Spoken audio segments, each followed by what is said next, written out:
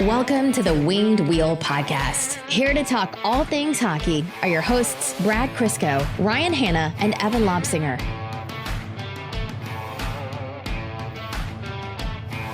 Sometimes when I get bored, I like to sit back and fondly remember a time 5 years ago when the Detroit Red Wings drafted Lucas Raymond. Dude, that six rounds took 7.5 hours to complete. That's like 1.5 baseball games. I think the fourth and fifth rounds were a cumulative 3 hours. Rounds 4 and 5. It had to have been a prank. It was a social experiment, bro.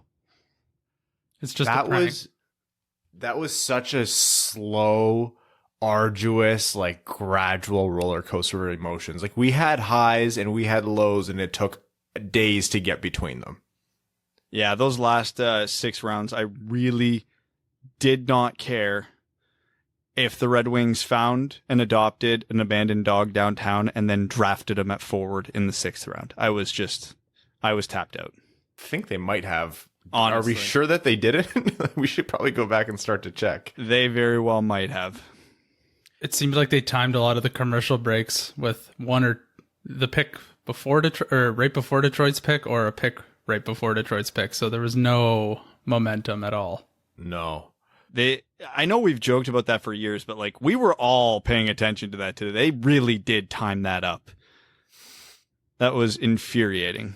So for the first round, it was very obvious. It's the first round. The draft was months delayed. You want to make a big deal of it. You want to make the broadcast enjoyable. The networks want to play their highlights. You want to interview the kids, et cetera, et cetera. So each team gets their 5 minutes, and the league definitely told those teams, hey, take your 5 minutes. Don't submit the pick till late. We're not going to cut to you until after the 5 minutes are up. That became immediately obvious at the first pick.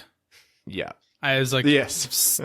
Get the comfy clothes on, grab some pie, and strap in, because this is going to be a 6-hour ordeal.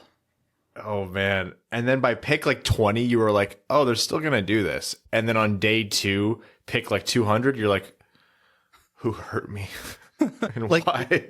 Last night was fine. Like normally in a non-pandemic world, the first round takes anywhere from 3 to 4 hours. So they were pretty damn close to a normal year in terms of time last night. And again, it's the first round, especially in a year where the Red Wings are picking pick 32. It was fun as hell from picks 20 to 31. Like, oh, who's dropping? Oh, this guy's still there. Like it was legitimately fun. And then the second round was a little slower than we're used to, but hey, we had 3 picks. There was a trade for the Red Wings, a lot of good players still going. It was good. And then when we thought the pace would pick up, just like in a normal year, the 3rd, 4th, 5th rounds, etc., it didn't. And I will say this. I assume the hilarious delay between picks likely had a lot to do with the technical limitations of doing a production and an event of this size entirely remotely. I feel like from a production standpoint, time aside, the NHL actually did a really good job of it. Everything looked good. It was professional. It was visually entertaining, especially in the first round. Did a fantastic job. So I'm understanding that they probably couldn't have improved upon this too much from a time factor, but still, oh my God. Like the live Zoom call we were doing with patrons during rounds 2 through 7, I think by the end of it, nobody enjoyed it. It was just like a war of attrition. Well, like, no, if I'm going to make it, you're going to make it. Support group to make it through the last rounds of the draft. On that note, just before we jump into actual draft coverage, we just had to get that out of our systems. We want to say thank you for all the patrons who joined the Zoom Hangout call today. And of course, everyone who joined our YouTube live stream coverage of the first round. We did the entire first round. It was our biggest live stream yet. I believe we hit, I can't remember how many concurrent viewers, but we had over 7,000 people tune in during the live stream at some point. That video is our first to hit 10,000 total, and it is still counting. It's on our YouTube page for anyone who wants to go back and watch the live stream. amazing guys, incredible, and it was such a blast. Like genuinely, like we laugh and joke and moan and groan about how long it took, but it was like Evan had fun. Live streams are way more fun than doing the podcast, I will admit. Yeah. So thank you all for your support, and for all the new patrons who joined us during that live stream, thank you. Like even at the end, I thought like, if this drops down to below 100, like maybe we'll cut it short early. Like there were 700 of you when we ended the stream, so that means a lot to us. We were the biggest Red Wings draft live stream in the world, and the Red Wings had a draft live stream. Just got to throw that flex out there.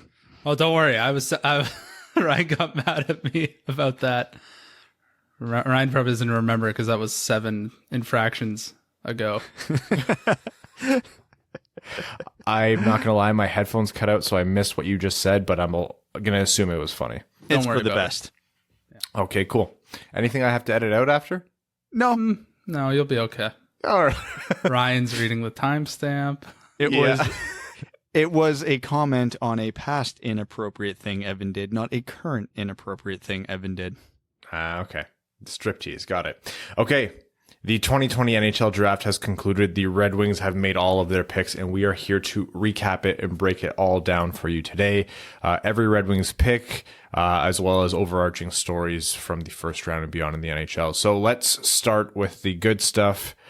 We're going to start with the first overall pick, which obviously was the New York Rangers, an extremely tough pick for them to make, presumably because it took them the full 5 minutes.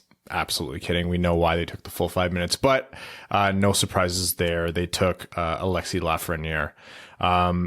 Best player in the draft, easiest first overall pick I can think of in a little while. Any other notes or comments from you guys about New York? I don't think there's ever a serious chance of them taking Byfield or anyone else. No, this was, I think it was Jeff Gorton had a quote after, well, when did you know that Lafreniere was your guy? He's like, as soon as that ball came out of the hopper.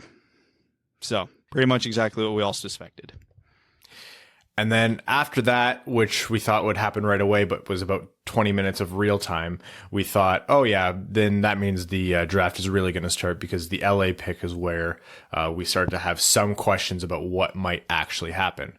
And not that it was boring that it happened this way, but LA, of course, did go with what was the consensus next best overall player in Quinton Byfield.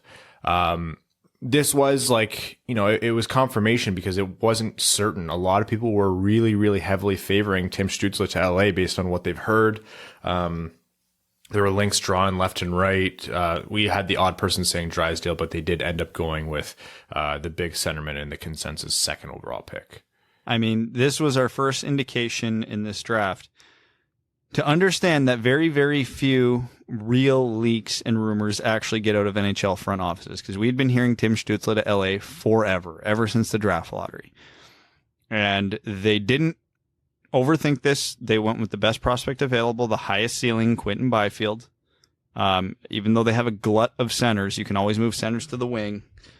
And now they have a potential franchise number 1 center. So, I mean, it sucks that the 0.01% chance he could fall to Detroit disappeared, but it was nice to see a team just not overthink it in a situation like that. And Quinton Byfield gets to live in LA rather than Ottawa. So he's the real winner. Hey, look, I love Ottawa as a city, but LA weather is substantially better. Yes, not the traffic, but the weather certainly will be much better. So good for him. Although Ottawa traffic shouldn't be that bad. As I know, I think it's pretty rough, which is kind of funny considering the size of it. I heard the traffic's really bad when you try and get out of the arena that's 30 kilometers outside the city center. Oh, yeah. And then Ottawa, again, it was another time where we were like, oh, now the draft is going to start. Who's Ottawa going to take? Are they going to take Lucas Raymond? Because there was a lot of Lucas Raymond talk heating up with Ottawa. Are they going to get cute and go for Askarov? Because there was a lot of Detroit Askarov links, and maybe that was a smoke screen that was being put up to try and trick Ottawa into taking Askarov, et cetera, et cetera. And Pierre Dorion stuck to his word, and Ottawa took the consensus third overall pick, which was Tim Stützle out of Mannheim in the DEL. And the most important part of this pick was the fantastic way in which they introduced it. when they cut to Alex Trebek on the Jeopardy set to, in true Jeopardy fashion, reveal the pick as Tim Stützle, and I loved it. I actually got super excited that we were going to see a lot of cool, quirky things like that throughout the first round of the draft. I mean, that ended up being pretty much the only one, but hey, it was fun while it lasted. Is he from Ottawa or something, or is that just something they just reached out to him and asked him if he wanted to do it? He's a Habs fan. I know he went to the University of Ottawa. I don't know if he's from Ottawa. Either way, cool. I was surprised that they did it. I was really happy they did it. It was fun. Yeah. That was a naive time when we thought the whole thing would be as fun as that. With the pace of the draft, I'm surprised he didn't actually make the whole song play out before announcing Tim Stützle's name. Yeah, the full 30-second wait. Yeah. So before getting into Detroit's 4th overall pick, I'll give us a little prelude here. We've talked episode after episode after episode for the past, I think 16 years about this 4th overall pick. But in the live stream, we had a conversation talking about who our preferred picks were, and all three of us said the same thing. Assuming Lafreniere, Byfield, and Stützle are off the board, our preferred picks in order are Lucas Raymond, Cole Perfetti, and Marco Rossi. And we had 3 different predictions on the board. I had Lucas Raymond, Evan had Cole Perfetti, and Brad, you had Marco Rossi. Oh, Evan, did you have Marco Rossi? No, I thought they would take Cole Perfetti. I thought we had 3 different ones. Anyways, that was a long time ago. I'm sure there's a way to go back and check. 5 years ago. How can we remember that? I'm pretty sure we had 3 different ones. Regardless, all 3 of us consensus said, we've considered this up and down, and there's definitely a cluster of players we're happy with. No matter who the Red Wings come away with here, there's a group of 3 players where we're thrilled, and probably 5 more where we're still really, really happy and excited. And let me tell you, our excitement when Detroit picked Lucas Raymond 4th overall, my first thought was, hell yeah.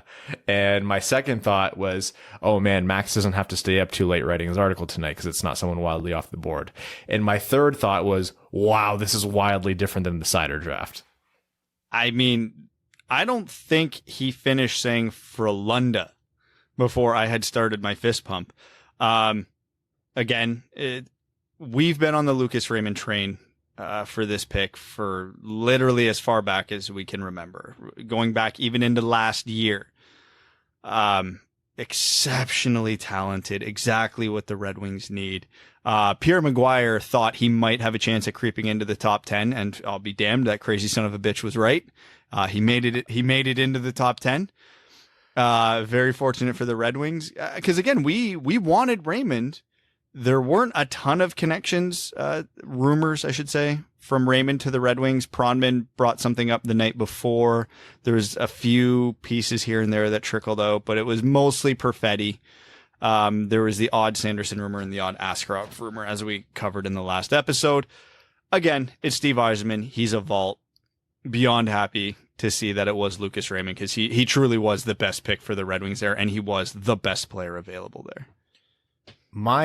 So here's what brought me to the Lucas Raymond prediction, because obviously we had the whole Cole Perfetti timeline leading up. And as we've discussed before, after talking to Sam Cosentino, we kind of all softened on that because we realized that a lot of these links might have been conjecture. The thing that tipped me towards Raymond, and probably the source of the gut feeling, was when Yzerman had his press availability, he got a question about whether, I believe it was from Helene St. James, about whether the recent run of games in Sweden influenced their pick or their board at all. And he said, no, our boards have pretty much stayed the same. It hasn't changed our minds too much on anything. Nothing has really switched around on our boards. And all I could think was, Raymond has looked really freaking good at the start of the SHL season. So good that a lot of people who were soft on Raymond were like, oh no, this guy should be a top 5 pick at the very least. And I was like, he must be their guy. Hakan Andersson's there in Sweden. He knows Lucas Raymond, and he's not how good he is isn't obfuscated by Raymond being buried on Frölunda's 4th line. And after the first round, Draper confirmed it, and he said, yeah, our board went Lafreniere, Byfield, Stützle, then Raymond. If Raymond was there at 4, that's who we were going to take. he was their guy through and through from the summer moving forward. So the Perfetti thing, any Askarov links, anything else like that, that was either, crossed wires, best guesses, or smoke screens at best. Nobody knew anything. Nobody had any good information because Steve Yzerman keeps everything top secret. And I like it that way. The anxiety leading up to it was a bit much, but hey, it was fun. And, again, comparing it to the Seider pick from last year, this was the exact opposite reaction. This is what I needed. Yeah, we really did need this. 2020 has been the longest decade ever. We needed something. So we did do the full pre-draft preview episode on Raymond, and there will be a lot of talk about Raymond to come. But very quickly, because we're going to have a lot of new listeners on this episode, let's talk about who Lucas Raymond is as a player and what he's going to bring to the Red Wings. So he compared himself to a mix of Artemi Panarin and Mitch Marner. And I really do like that comparison because Marner's been my comparison for him for a while. And again, player comparisons aren't always fair, but it makes it easier to understand a bit of context. Raymond is not a great north-south skater. Good enough, not elite. Amazing agility and edge work. Fantastic shot, elite playmaker, highly competitive, plays all areas of the ice. Just a high hockey IQ, especially in the offensive zone. Chris Draper went out of his way several times to mention how clutch Raymond comes up in big games, even playing as an underager. And that he specifically mentioned the U18 gold medal game. I believe he was a 16-year-old at the time where he scored a hat trick, including the OT winner. And I mean, if he were a slightly better skater and 2 inches taller, I mean, he's in the conversation with Byfield, in my opinion. But he's not, so we have to deal with that. But the way the NHL is nowadays, big defensemen and small forwards are what teams look like. I should say small, highly skilled forwards are what teams look like. And I'm not saying Lucas Raymond will be a 100-point scorer in the NHL, but he could. His ceiling could be that high. He should be a point per game player. So if you're getting an 80-point player at pick 4, I'd still consider that a win. But yeah, I mean, I'm over the moon. He is the absolute perfect fit for what the Red Wings need right now. And on top of all that, he shoots right. Yeah. One thing to continue the breakdown on Raymond, one thing that Brad mentioned, which I think is a really big key, is that Raymond's not the quickest skater north-south. But he is very, his first few steps are really strong. His edge work is strong and he's agile. And in my mind, that matters a lot. And that matters so much where I'm fine with him not having quick north-south speed. That is the easiest part of skating, the overall attribute to train. And that comes with adding strength and muscle to your legs. And not only that, like skating coaches, that's exactly what they can work on. What's really hard to teach is edge work and pushing off and using your strength down low, to get a few quick steps and first few, strong strides to gain separation. And I think Raymond does really well there already. So we might be looking at a situation where some people are misconstruing speed for overall skating, which isn't accurate. And then Raymond comes in, works on his overall strength and speed, and all of a sudden this guy's a fantastic skater all around. In addition to everything else Brad said, yeah, the right shot off the left wall, especially on the power play where Lucas Raymond is expected to be a power play quarterback because he is such a smart player with such high hockey IQ, that is a big key for Detroit. He's not going to come over next season. Yzerman and Draper confirmed that, but there's still a chance for the season after the 2021-2022 season. And because he's playing in the SHL right now, which is a professional men's league in Sweden, this kid, we might not be waiting too long to see Lucas Raymond make an impact. No, one more adjective to the list of adjectives you just used. He's an elusive skater as well, which helps him not only in the corners and in tight, but it also helps him in the open ice to avoid other players and create some offense for himself. So you don't have to be the fastest, but if you're agile, you're elusive, you're going to make yourself a lot more offense. Go ahead, Brad. Yeah, my gut is telling me that he's going to spend this entire season in Frölunda, and if this season goes well for him and he produces, I think he's a Red Wing the following season. Just so we can clarify now that the 1920 season's over, can we just start referring to the upcoming season as this season? Yeah. Just okay. Definitely. So yeah, I don't. Obviously, he's staying over in Frölunda this season. I think next season is when we're going to see him in Detroit. If he has, let's say, not an ideal season in Frölunda and his hot start regresses, wouldn't be surprised to see him get a year in Grand Rapids. But yeah, I don't think he's staying in Europe for longer than this year. But hey, time for that to change. There's always time for that to change. Yeah. And again, so much more to come about Lucas Raymond, but really, truly, like, we all believe that this was the best player on the board. And it between Tim Stützle and Lucas Raymond, it was closer than people anticipated. Would have been happy with either, but with how the draft went, having Lucas Raymond 4th overall was just like, he could end up being a top 3 player out of this draft, or better, who knows? And he's easily Detroit's best prospect right now, and their top prospect that they've had in a long, long time. At least 30 years. Okay. And then after that was Ottawa's 5th overall pick, which was their second pick within the top 5. We said we think that they're going to get cute. A lot of Ottawa fans wanted them to go Byfield or Stützle and then like Raymond or Rossi or Perfetti. And Pierre Dorion got up there and he called the first defenseman of the draft, which was not Jamie Drysdale. He took Jake Sanderson.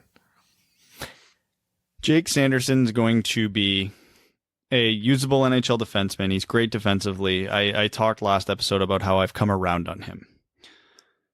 This was still the wrong pick at number 5, and I was okay and understanding if the Red Wings did it at 4, but I would have had a hard time really liking it. I mean, a division rival did it. I'm thrilled. Without them going truly off the board, this is about best case scenario for Detroit because it keeps Rossi and Perfetti out of division because Buffalo also screwed it up. Yeah, I mean, they got their forward, so they felt they had to go their defenseman, even though they had 4 second-round picks and another first-round pick. But hey, all the power to him if they thought he was the best player. Great, he wasn't. And the Red Wings are better off for it. Yeah, I was surprised, but also not surprised that Jake Sanderson went at 5, if that makes any sense. I knew he definitely could and might have, but I was also surprised that Ottawa did it, given that they could have just loaded up on elite forwards with these picks and then chase. There were so many defensemen available in the second round. I thought that's what they would do. So I was surprised, but also not surprised.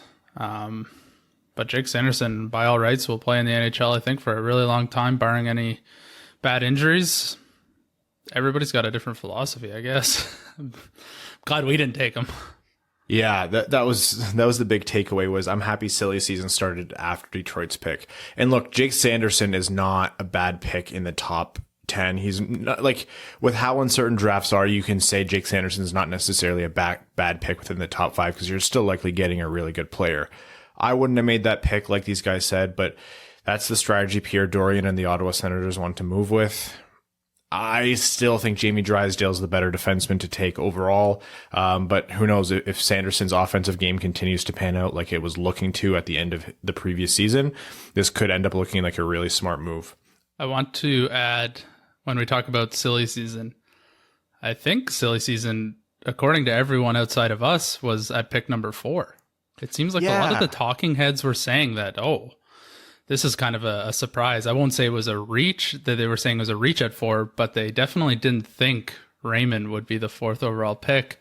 Whereas the 3 of us, we're saying barring outside someone falling, that this would be our preferred pick. So it was very interesting to hear the commentary and see the stuff that was written today about how Detroit kind of reached at 4, but I don't think it was at all. So we started the silly season, apparently. Yeah, that was a shock to me because, like, Raymond, I've seen him lower down on lists, but anybody who really followed the draft at all, like, he was not really considered to be the 9th or 10th most skilled player. I think the first indication that he might go lower was from Bob McKenzie's list, but you got to be absolutely tuned out to think that Raymond was a shock at 4. And the worst part is some people who aren't tuned into the draft, which is totally okay. Like, this is this is an insanely, like, it's like a whole other aspect of hockey that a lot of people don't have the patience for. They just want to see who we draft and go on. They're trusting these commentators up on the screen to give them like an accurate analysis. And they very clearly don't know, because if you're shocked by Lucas Raymond at 4, you have not been paying attention. That's why they need us. This is why we're here. Anyone, TSN, ESPN, Sportsnet, NHL Network. Yeah, it was just a peculiar thing I saw come out of the draft, even last night and today. Yeah. For anybody who's tuning in and is kind of shied away by Lucas Raymond because of what those commentators said and by his suppressed stats, please trust that this is probably one of the most skilled players Detroit could ever have at a 4th overall pick. Our running mantra has been, if there's ever a year to get screwed and draft 4th overall, this is it. And Lucas Raymond is the poster boy for that. He was buried on the 4th line in Frölunda because they were a strong team last season, and he was young, like 16, 17 years old. Don't be scared by this pick. It was the right pick, and he was the best player available. Okay. And then the Ducks took advantage. They lucked out, just like they got Trevor Zegras really late last year. They somehow managed to snag Jamie Drysdale 6th overall this year. You could see them grinning. They were probably shocked that he fell there, and I think they made away with a great value pick there. I mean, we mocked Jamie Drysdale to Anaheim in a few of our mocks, so I don't think this was a surprise. How we got there was a little different than what we had imagined, but Anaheim needed help on defense, and they got, in my opinion, the best defenseman in the draft, so they're happy. Absolutely. And then, obviously, with Perfetti and Rossi falling that far, the Devils were pumped to run up to the Zoom stage and then select, as everyone expected, Alexander Holtz. I mean, okay. So not a bad pick. Like, no, it's not a bad pick. Holtz and Rossi and Perfetti, there's not a huge gap between them. So I don't want to say that, like, whoa, what happened here? But given what the Devils need, I thought they would have went Rossi or Perfetti here. I thought they would have been over the moon. I mean, Holtz is still a great pick. They've got their shooter for the power play, and we've talked at length about how Alex Holtz gets pigeonholed as just a shooter when he's not. He's got a better game than that. So it's not a crazy pick to pick Holtz at 7. So even though we don't necessarily agree with the Sanderson pick or the Holtz pick at this point, it's none of those were crazy. None of that really was out there. Silly season started at pick 8. Yes, pick 8 with Marco Rossi, possibly the most well-rounded centerman available in the draft, and Cole Perfetti, who could be the smartest potential centerman available in the draft. The Buffalo Sabres chose to go with, from the Ottawa 67s, and they said Ottawa 67s, and I went, yep, that's the right pick, Jack Quinn. And my face when I heard that. Shocking.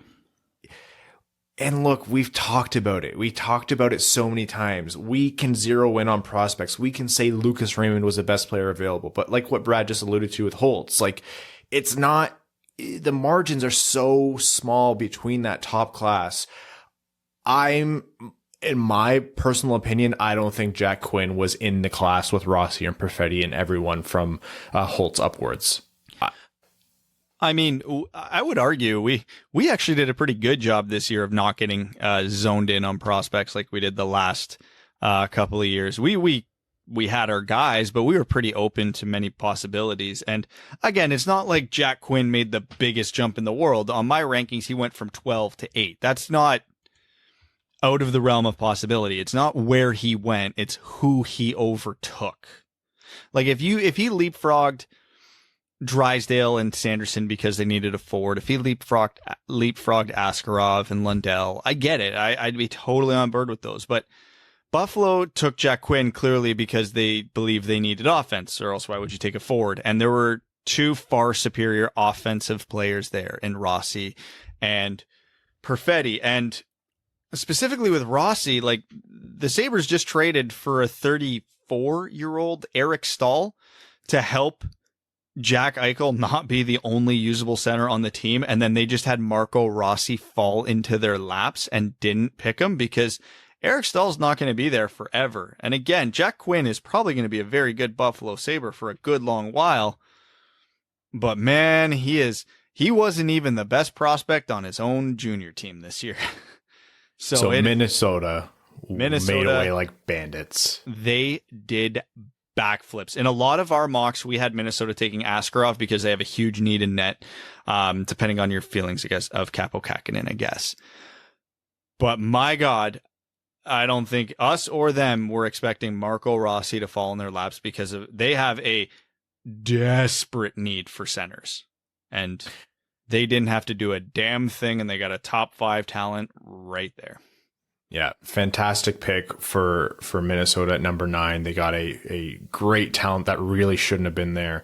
This kind of thing was going to happen with such a stacked draft at the top, but still, it just is so wild to see it play out. And then the same goes for Winnipeg. Like, how pumped were they to get Cole Perfetti, who could, like, in all of our conversations where we were kind of expecting Cole Perfetti to be the Red Wings picks, we talked about, like, if this guy hits, he's a high risk, insanely high reward draft pick. If Cole Perfetti develops well in Winnipeg, them in Minnesota could have the steals of the first round in terms of value.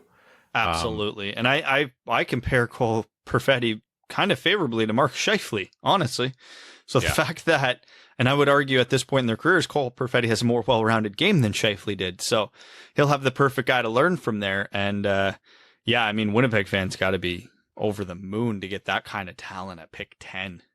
Thrilled, yeah.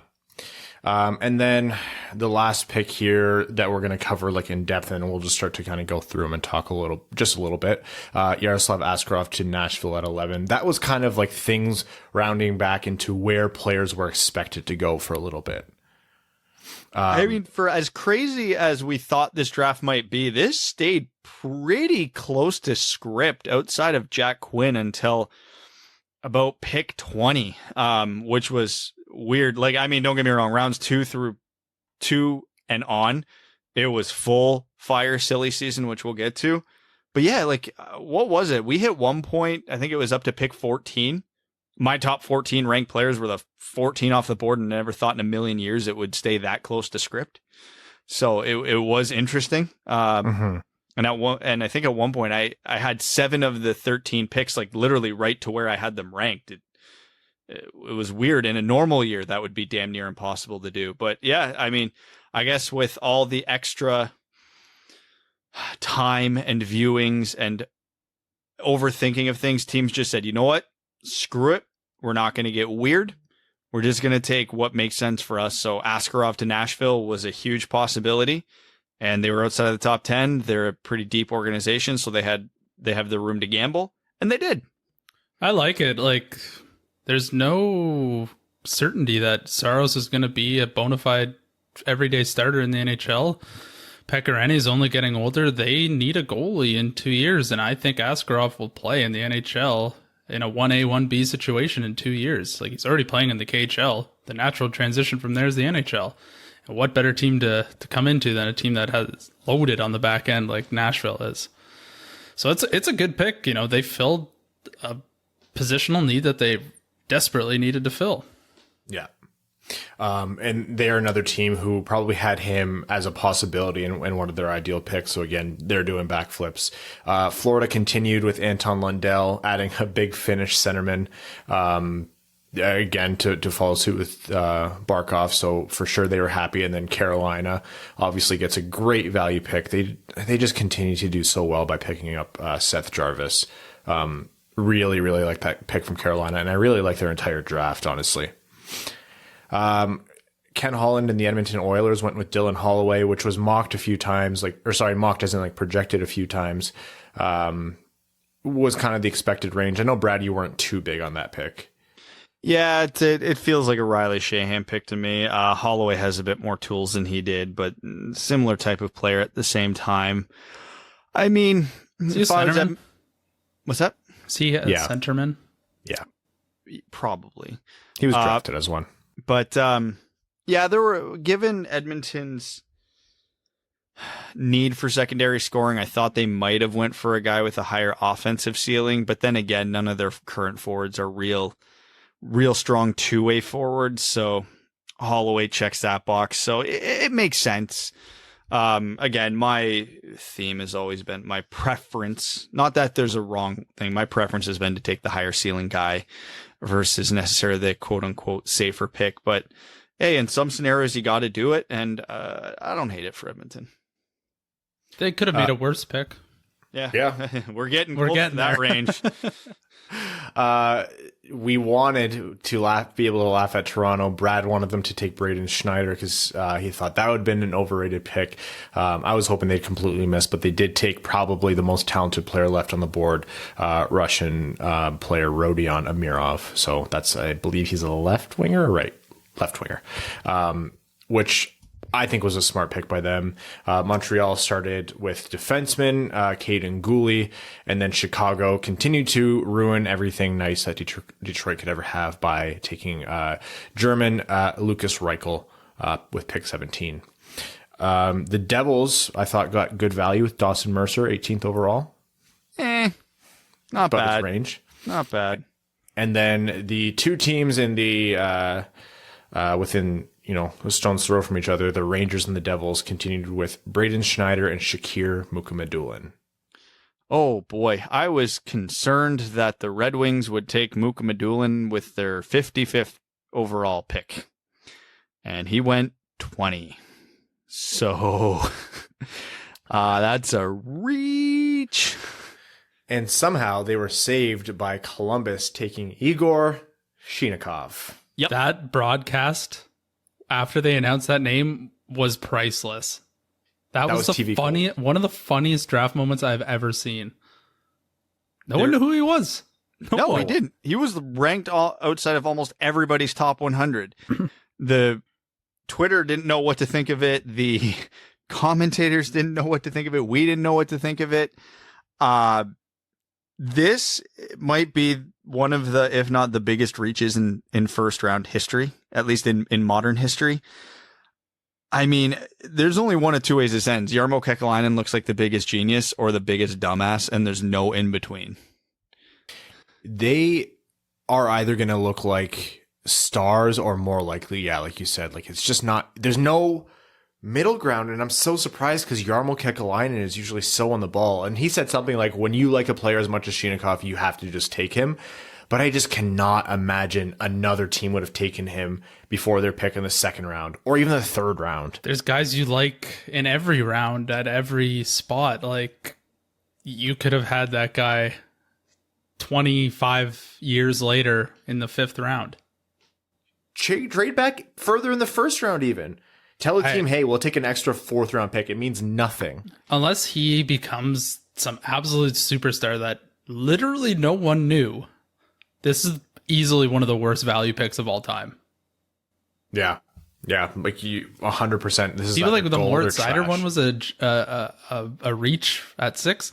This isn't even in the same realm. No, different sport. He was in almost nobody's top 100. Even if we assume he was number 101 on all those lists, that's still an 80 pick reach. It's a big risk. I don't understand the pick at all. I looked up, I was like, who is this guy? So I looked him up a little bit. I don't really see anything that makes me understand the pick, even in a little bit. The second thing on Google when you type in his name is, who the hell is Igor Chinikov?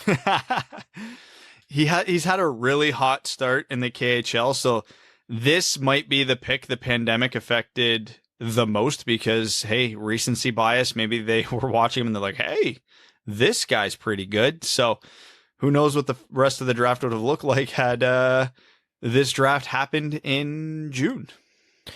And just to kind of skim through here, Lapierre went to the Caps, Forster to Philly. Calgary did a good job by trading back a couple times and still getting their guy in Connor Zary. I thought that was really, really great. Pretty smart. Barron to Colorado, Jake Neighbors to St. Louis, Jacob Perreault to Anaheim. Ottawa took Ridley Gregg, Brendan Brisson to Vegas, and Detroit was so close, but Maverick Bourque did go up much later than expected to Dallas at pick 30. And then finally, the most heartwarming part of the draft was when Doug Wilson Jr. signed Ozzy before drafting Ozzy Weisblatt because Ozzy's mother is deaf. So that melted my big cold heart. and it was just really nice to see. So Detroit, after the first day, we were over the moon. Heading into the second round, let's cover the rest of Detroit's picks specifically, and then we'll talk about, round by round through the draft, kind of just how it went. Does that make sense? Sure. So yeah, Detroit, starting with round 2, had the first pick in that round, the 32nd overall pick. There was conversations about them possibly trading it. Draper said as much, but they ended up keeping it. Brad, you take it away. So this was the part of the draft where it really, especially considering a few of the reaches that were picked late in the first round there, where you get about 15 to 20 prospects who blend in together in terms of skill set. So the Red Wings could have went in a lot of directions here. I know based on who is still available, we really liked JJ Peterka, Emile Andre, just looking here, Jeremy Poirier, Brendan Brisson, lot of names that would have made sense here. Based on positional need, the Red Wings went in almost a very predictable pick in William Wallinder. The 6'4" Swedish defenseman who can skate like the wind, is a solid all-around player, great transitional player, has a lot of warts in his game, but has all the raw tools you would want for a defenseman. Again, 6'4". He's poor man's Mo Sider, except with a less refined defensive game. Because if his defensive game was as refined, he's not going in the second round. So he's a project, but he's a home run swing type of project. So if he pans out, this is a grand slam just because of what his tools could bring. Yeah, Wallinder was someone who I believe in one of our mock drafts with Max and Prashanth was someone who I selected for them at 32. So I had a little Brad moment there where I was happy to get something right. Of course, my initial thought was much in line with you guys and a lot of other people. I was looking at Marat Kuznetsov. I was looking at JJ Peterka. I was looking at Noel Gunler and Emile Andre. But Wallinder was not by any means a bad pick. I actually really like it. He shoots left, correct, Brad? Yes. Yeah, and that to me signaled what Brad was mentioning before. The Red Wings didn't take the Jake Sanderson as tempting as it might have been in that spot, but for sure, Yzerman wanted to continue to build a big, tough blue line to play against. That worked for, that's a recipe that's worked. He's built a team that operates that way, and he wants to replicate that in Detroit. It's not really hard to figure that out, and William Wallinder is a continuation of that. Like Brad mentioned, he is raw, but the talent and skill is there. He has a ton of skill and a ton of hockey IQ, and you are going to hear us say that a million times this episode. There's a theme, and it's upside, and that comes from skill, and it comes from smarts, and that's what Wallinder has. He's a player who projects to be a very sound defender if he refines his game, which every young defenseman has to, with offensive upside. It's not the pick we would have made, but hey, it's beyond the first round. Everything's up for grabs. I really like the pick. Yeah, I think as he, gets into the professional level and gets in the gym and adds some weight, I think his defensive game will get a lot better, as well as learning how to play defense at the professional level. So wasn't the pick I would have made, but I can understand why they made it. And looking more into him, it seems like he's going to turn out to be a good NHL player at some point. And then their second pick in the second round was supposed to be 45, but they ended up trading back, and that was with LA, correct? Yes. And they traded back to pick 51, which was actually 5 picks later because Arizona lost their picks for being dirty cheaters. And they selected another player who I was really hoping before the draft that the Red Wings would come away with in the second or third round, which was Theodor Niederbach, the third consecutive Swede taken in the draft. We're rebuilding the Swedish Mafia. Now, Niederbach's an interesting case because it was his draft -2 year. He almost lost the entire season due to a knee injury. So he started basically from behind with everybody, but went into the Swedish Junior League last season and torched it. Was well over a point per game. One of the top producers. He shoots right for what that's worth. And the thing with Niederbach, and again, we're going to sound like broken records on a lot of these picks, but the thing with Niederbach that makes him special is he does have a really high hockey IQ. He is a smart player on the ice. Doesn't have any one skill set that you would call elite, but he's really good at just about everything. So he's a 200-foot player with a very, very good mind to create offense, and he does it. So, I mean, these are the types of players that generally make it because they know what to do on the ice, and then it's just a matter of building up their skills. Again, he's already got 15 points in 9 games in the junior league this year, and I'm not surprised he's spending another year in the junior league because he's a year behind. He's definitely a project. He'll take longer than Raymond and Wallinder likely will because of that. And he's, I think, 5'11" or something like that. So by the time he strengthens his knee back up to like fully normal and starts then adding weight to his frame, that's only going to help. But yeah, I love the pick. He was right in this range for me on my rankings. Again, not the exact pick I would have made based on who was available, but it's never going to happen where a team lines up 1-for-1 with who your picks are. As long as they're taking guys that I have in that range, I'm happy, and Niederbach falls into that for me. Yeah, Niederbach was, for me, a pleasant pick because I think he's a guy who they picked as a center. It's a longer term project, like you mentioned, Brad, but because of how smart of a player he is and because of, his ability with the puck on his stick, either like with puck skills or being able to make the correct play, that's what you're looking for in a center. His skating isn't anything to write home about, but because he is still recovering from a knee injury that caused him to lose an entire year of development, there is a thought that, hey, this guy could still improve that or regain any foot speed that he might have lost.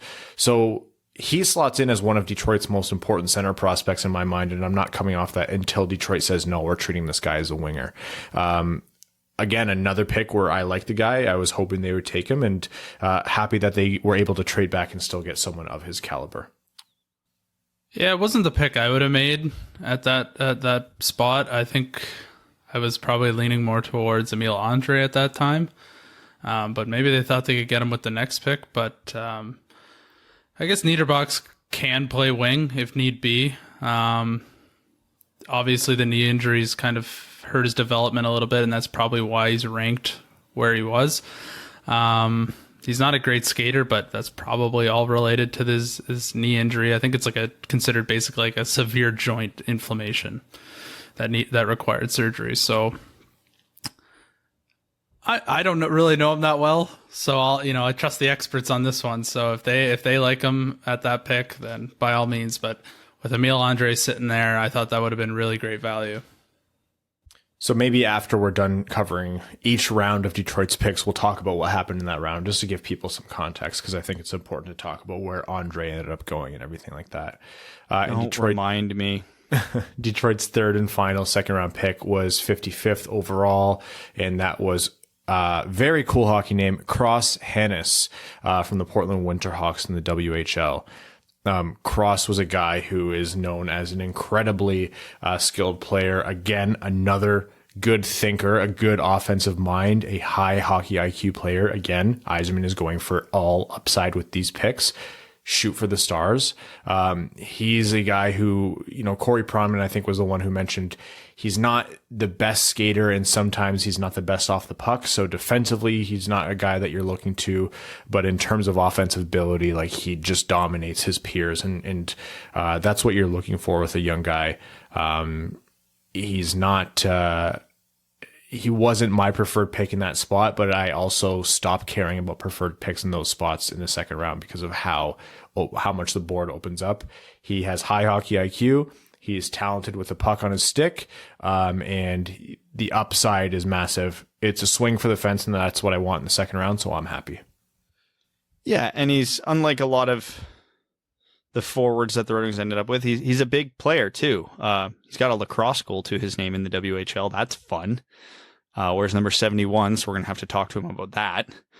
But yeah, I mean, this guy actually was rated a lot higher going into the season, and just because his skating didn't progress as much as everybody had hoped, I think kind of held him back. And I think people were expecting a bit more production out of him in the WHL this year, which also is a touch of a red flag as to why he went late second round versus higher. But yeah, I mean, he's had some games with Team USA where he's been the best player on the ice at the under 18s. So it's a promising sign. Again, is he going to pan out? No, if not, he might, but no guarantee. that's the thing too, because once you get past the first round, like if we look in history, odds dictate out of the 3 second round picks, one of them's going to pan out. Maybe 2 if they're lucky, because it's 40%. So that's closer to 33% of the draft of their second round. So, but they picked high ceiling guys. So if one of these guys hits their ceiling, well, that's a really goddamn good player, the NHL player they're getting in the second round. And again, between these picks and the 2 picks they had early in the third round, which essentially are second round picks, if they get 2 more guys beyond Lucas Raymond out of this draft is a grand slam. Like, that's the one thing we have to keep in our back of our minds this entire time is just because all these guys don't pan out doesn't mean it's a failure. You only need 2 or 3 in every draft. I forget. It might have actually even been Ken Holland who said, if you hit 2 guys in every draft, you're doing amazing. And when you look back through history and teams' old drafts, that tends to hold up. So, yeah, I mean, the Red Wings had, what was it? 6 kicks at the can in the first 65 picks. Only need 2. And then the rest of the draft is just bonus swings. Any thoughts on Cross Hanas, Evan? Yeah, he's got unreal hands and great spatial awareness, but he's got stone feet, so unless he can figure that out, he's never going to play at the NHL level. So he's got some upside, but if he can't fix his skating, I don't think he's got a shot. Notable picks and moves in the second round. Buffalo traded up a few spots to get JJ Peterka. LA took Helga Grans right after. Minnesota, again, with another great value pick, took Murat Kuznetsov at 37. And then Ryan O'Rourke 2 picks later. Carolina got Noel Gunler, who was ranked as high as, I think, 13 or 14. Probably the best talent still available on the board, and they got him 41st. One of Brad's preferred players, Luke Evangelista, went right after. Ottawa made a kind of a weird trade. They moved up. They traded picks 59 and 64 to move up to pick 44 to draft Tyler Klevin.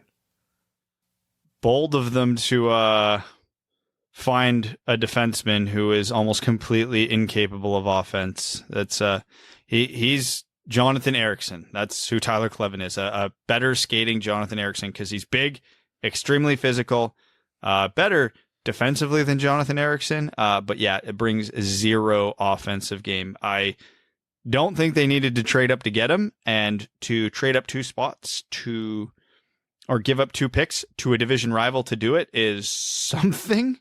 For a team that had as many picks as Ottawa had in this draft, boy, did they have a real shitty draft in my mind.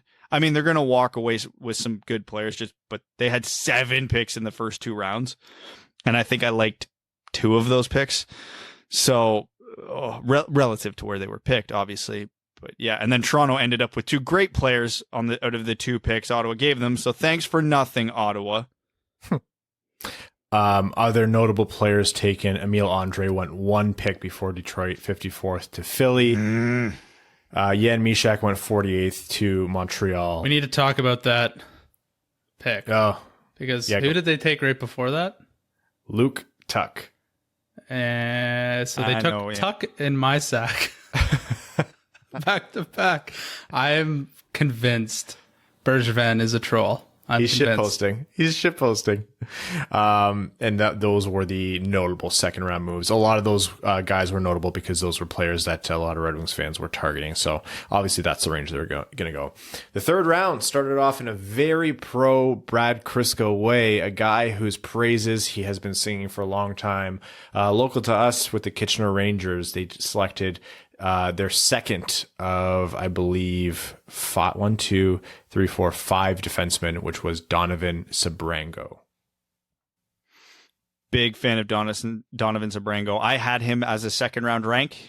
Personally, with him being local, I've had the benefit of watching probably well north of 60 of his games. So got a real good feel for who he is as a player. He's kind of the defensive version of Theodor Niederbach, in the sense that he's really good at everything, not really elite at any one skill set, brings a high hockey IQ, which is Yeah, the more we say it, the more I hear it. Like we do got to think of something else to say. But he's really smart on the ice. He's highly competitive. Steve Yzerman's brand. I mean, he's not a huge guy. I think he's only 6'1", 185 or something like that. But he fought Will Cooley at the top prospects game, who's probably got like 7 feet and 200 pounds on him. And the Kitchener Rangers were a very good team in the OHL this year, and he was arguably their most important defenseman. He played huge minutes, every situation, big defensive zone faceoff with under a minute left. Sebrango was on the ice. Down by a goal, power play, 5 minutes left. Sebrango was the defensive quarterback on that power play. So again, he's so well rounded. I wouldn't bet against him making the NHL. I don't think his upside's high enough to be considering him a top pairing guy. I mean, when you get into the third round of a draft, that's generally not going to happen anyway. Has a chance to be a good number 3-4 guy. Probably settles in as a number 5 guy. But again, I'm a big fan of the player. I think he forces his way onto this team eventually. At the junior level, he was reliable. He was consistently reliable, and he was very steady. And, you need defensemen like that on your team. Not everybody can be playing the rover and wheeling and dealing, or the guy who's 6 feet tall just crushing bodies. You need those guys who are kind of invisible and mistake-free, and that's kind of his MO. I don't know about that. He steps up and makes plays. Like, he's not afraid to be aggressive when he needs to be. He really thrived with that half wall give and go with the forward that Nicholas Cronwell was so good at, where when the forward posts up on the half wall, he puts the pass down to them and then steps around the forward that's pressuring him into the slot for the 1T. That was a big trademark of his. So he's selectively aggressive, especially in the defensive zone. In the offensive zone, he does it a lot. But yeah, because he doesn't have a ton of, what's the word I'm looking for here? Not a lot of holes in his game. I don't think he's a quiet player. He's always involved. What I like about Sebrango is what you guys have mentioned. High hockey IQ, well-rounded, which I value. As a former defenseman, I value a guy who can play up and down the ice. Everybody drink. And he's mobile. He skates well. And to me, if you want to be a well-rounded defenseman, you need to be able to skate. And if you can't, you're not considered a two-way defenseman, but he can. And that's important. So again, fits the MO, high upside, high hockey IQ, thinks the game well. And like Evan alluded to, whether or not he pans out offensively, Yzerman's looking to build a solid D-core. If you liked Patrick Nemeth and what he brings to the Red Wings, which is mistake-free hockey at times, you will love the players that the Red Wings are drafting to fill out this blue line. Not all of them. Some of them are pretty high risk, but Sebrango is someone where if he makes it, he'll make it in a meaningful way. Detroit's 65th overall pick was traded to Minnesota in exchange for picks 70 and 132. Minnesota traded up to pick Damon Hunt. So, okay, congrats, Minnesota. I don't think anyone was going to take Damon Hunt, or maybe they were. But Detroit's second, third round pick was Emil Viro, another defenseman. So, Viro at first glance doesn't seem like a great pick. He had very limited production in the Finnish Liga last year. But the counter argument to that is he was playing in the Finnish League as a 17-year-old on one of the better teams there. He had limited production in the U20 Finnish League the year before, but he was playing in the U20 League as a 16-year-old. So that's a good sign.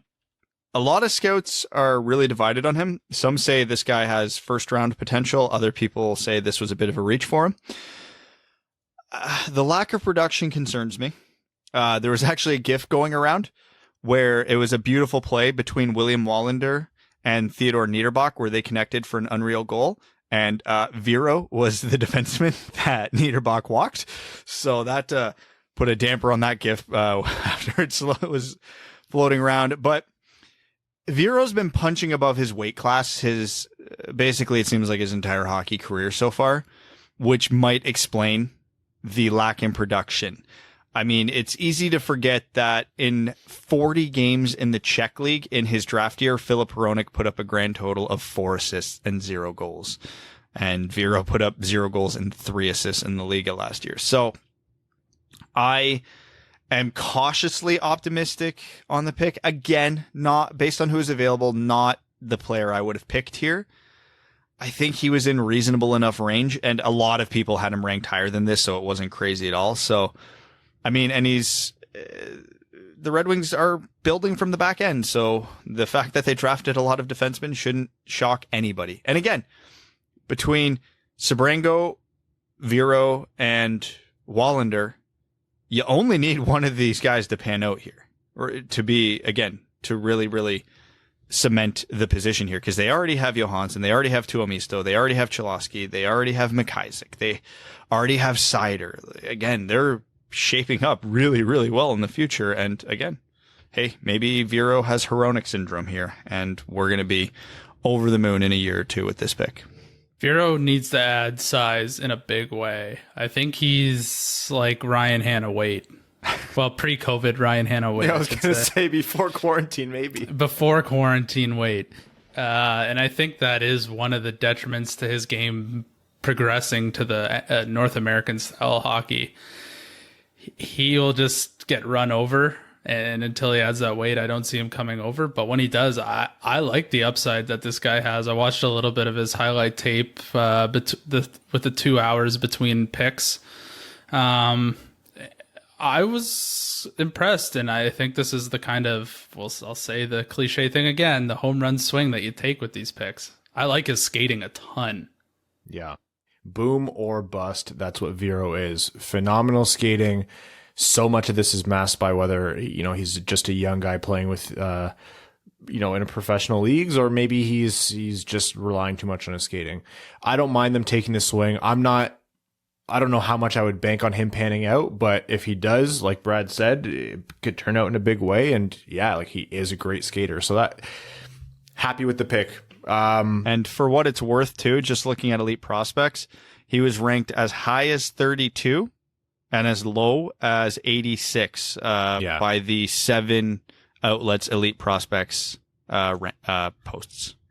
Some notable picks in the third round. Toronto had a really good draft. They took Topi Niemela, Simon Taival to LA. LA had an amazing draft. They always do. Calgary got Jeremy Poirier 72nd, which was kind of a surprise. Jean-Luc Foudy to Colorado at 75. I know obviously a lot of people want Nico Dawes. He went to New Jersey at 84. Sordiff went all the way to 87.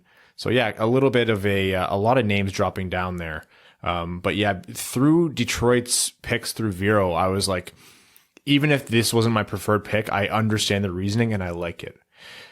Starting the fourth round, Detroit had 2 more picks. First one was 97th overall. Sam Stang, is that how we're saying it? I'm going to go with Stang until we are corrected on that, because Stang sounds more badass than Stange. Yeah. So he was drafted out of the USHL 97th overall in the fourth round. Yeah. So overager, already been passed over in one draft. He was Wisconsin's hockey and baseball player of the year. Yeah, statewide. So that's pretty incredible. So the dude's definitely an athlete. The scouting reports I saw on him, because I'm not going to lie, in the few hours since we've picked him, I've had to do a lot of cramming on Sam Stang, because he was off my radar almost completely. So his actual draft year, he spent his time in Wisconsin high school hockey and put up cartoonish numbers. But again, that's Wisconsin high school hockey. So this past season, he went to the Sioux City Musketeers of the USHL and was damn near a point per game player. More goals than assists, put 24 goals in 44 games. And again, his shot is unreal. Committed to the University of Wisconsin here. So looking at those numbers, I mean, he's an overager, but then again, so was, I think, Brendan Brisson, and he was putting up big numbers in the USHL too and went in the first round. Again, if we're talking upside, this guy has it, just on his offensive ability alone.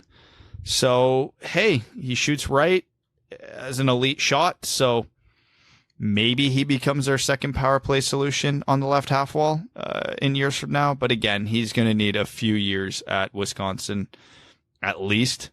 So Tony Granato spoke really high of him on the NHL draft coverage.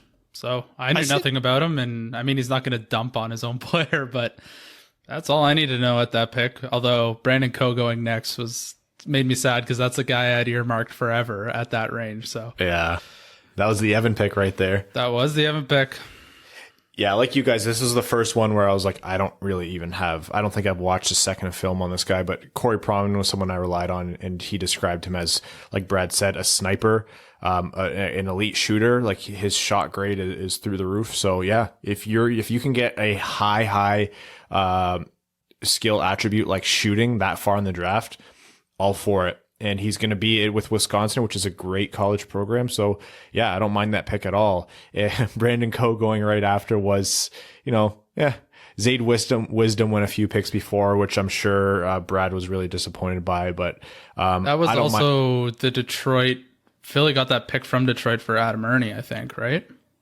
It was Chicago's pick, and then it was traded to Philly, I believe. Oh yeah, we traded it to Tampa, and then it somehow made its way to Philly. Oh yeah, you're right. No, wasn't that the pick from the Alec Regula? No, we traded. There was nothing added with Regula. You're right. It was for Ernie. Oh, Philly moved up to make that pick. Yeah. What was that trade? I can look that up right there. Yeah, exactly. Oh. And then the second pick in the fourth round was another one where we were pretty pleasantly surprised, which was goaltender Jan Bednar. Nico Dawes was off the board, Blomqvist was off the board, but Bednar was one of the top-ranked goalies, and having him drop to the fourth round and Detroit drafting a big 6'4", near 200-pound goaltender, I'm pretty pleased, and I think he immediately becomes one of the most important goaltending prospects Detroit has. So again, I've mentioned a ton that, like, you look around the NHL right now and all the elite goalies are big. They're all 6'2" plus. And when you looked at this draft, a lot of the higher ranked goalies like Blomqvist were under that size. It was a big draft for small goalies. So to see that we ended up picking a highly athletic 6'4" goalie, was amazing. This guy was higher on my goaltending board. I think I had him 3 or 4 out of my goalies, but whatever. And he's got a lot of refining to do, but what 18-year-old goalie doesn't, honestly?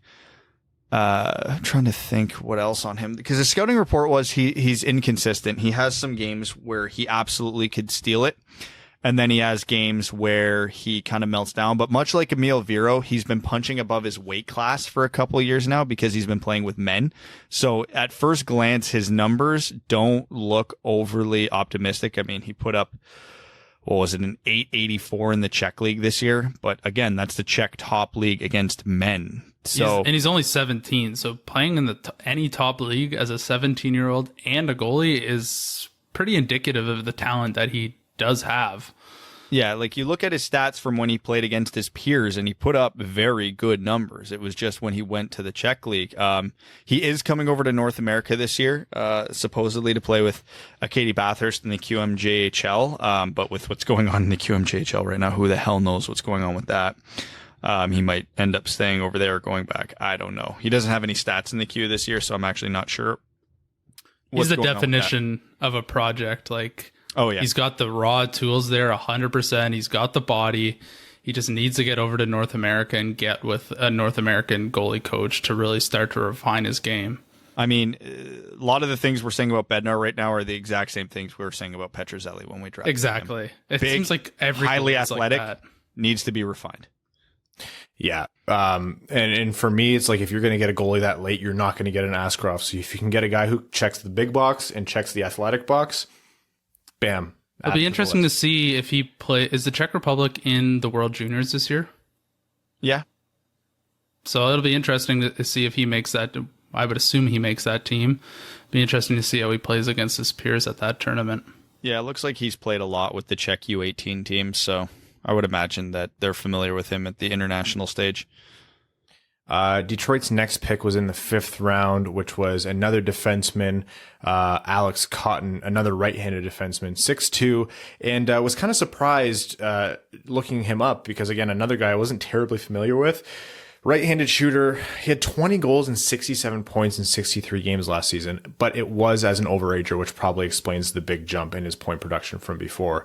But yeah, out of the WHL, I don't know. I was pretty impressed by his numbers, although he was a little bit off the board for me.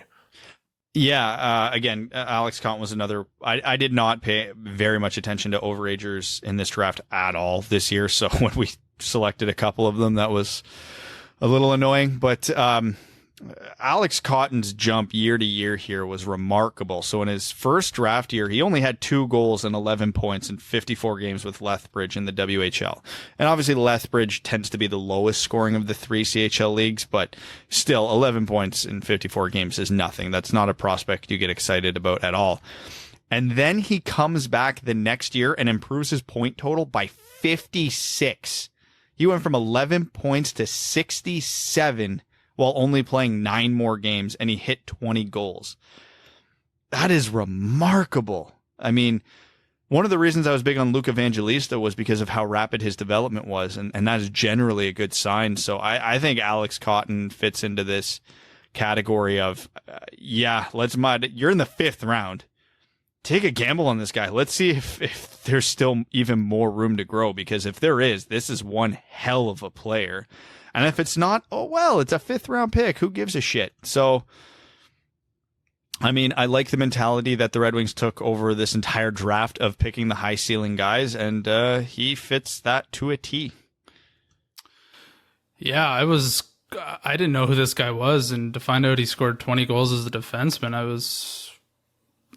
how could you be upset with that pick at that range? Like, I think looking up some of his highlight videos and some of the analysis on him, his skating leaves a lot to be desired, but the guys in this range are projects. So you pick them and you see what happens. And I think this is exactly the type of player you target. And this was the pick we got from, I want to say, the trade back with Minnesota. Yeah. So one thing that you guys might be wondering is, well, what about our first pick in the 5th round? Ryan, you remember that one? You remember that one? The pick where Vegas took Jesper Vikman? Oh, yeah. Well, the trade that nobody knew about until 4 picks after? Detroit made a trade and nothing happened. The clock ran down. They went to commercial. They came back. They were talking. No one said anything. We're like, what's happening? And then finally, nothing on Twitter too. We were checking every source we could. There was nothing. Vegas popped up on the screen at this pick. They made their pick, and then nothing. And we looked at the rest of Detroit's draft.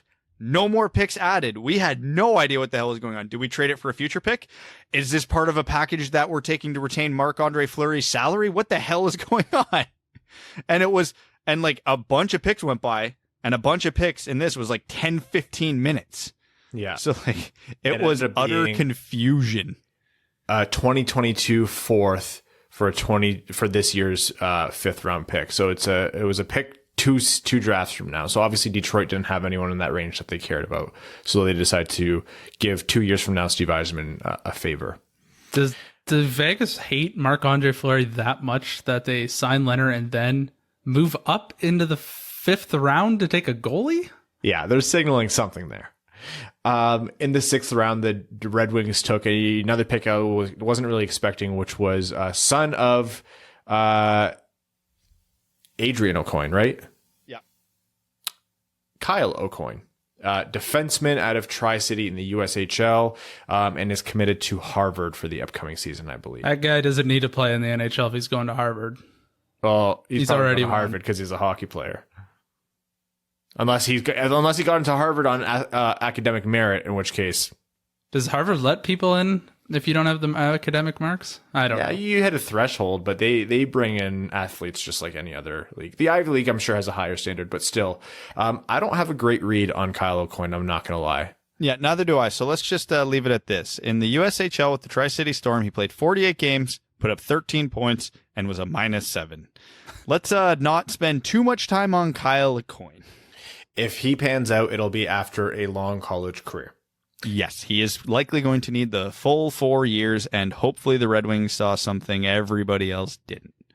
And with what we thought was the Red Wings' last pick of the draft, although it didn't end up being, what we thought was the Red Wings' last pick of the draft, they did what we joked about what would happen, which was drafting the son of Director of Amateur Scouting, Chris Draper, Keenan Draper. They went ahead and did that with pick 187. Keenan Draper plays in Chilliwack in the BCHL. Sure, for sentimental reasons. So, I mean, you could tell based on the Red Wings trading away a pick for a 2022 pick and then phoning it in on a Kyle Coin pick of a guy who looks like he is not anything special, that they're like, yeah, we don't have any targets left in this draft, so they take Keenan Draper. Great. Keenan Draper, unless a miracle happens, is for all intents and purposes not a prospect. Like, not a prospect that we can expect anything from, but he is going to Chilliwack and then the University of Miami, Ohio. So maybe, who knows? Maybe there's something here. Why not give him all the time in the world to develop literally under his dad? And so I was okay with this. Sure. But what confused the ever living hell out of me is, okay, well, if the Red Wings have clearly been phoning in at this point, they traded back into the 7th round after this. What? Well, first of all, about the Keenan Draper thing, 7th round picks are dart throws. So if you can have a dart throw and also make it a nice thing for a guy who has served the team like Chris Draper has, yeah, I'm all for it. They did it for Martin Brodeurs' son. Great.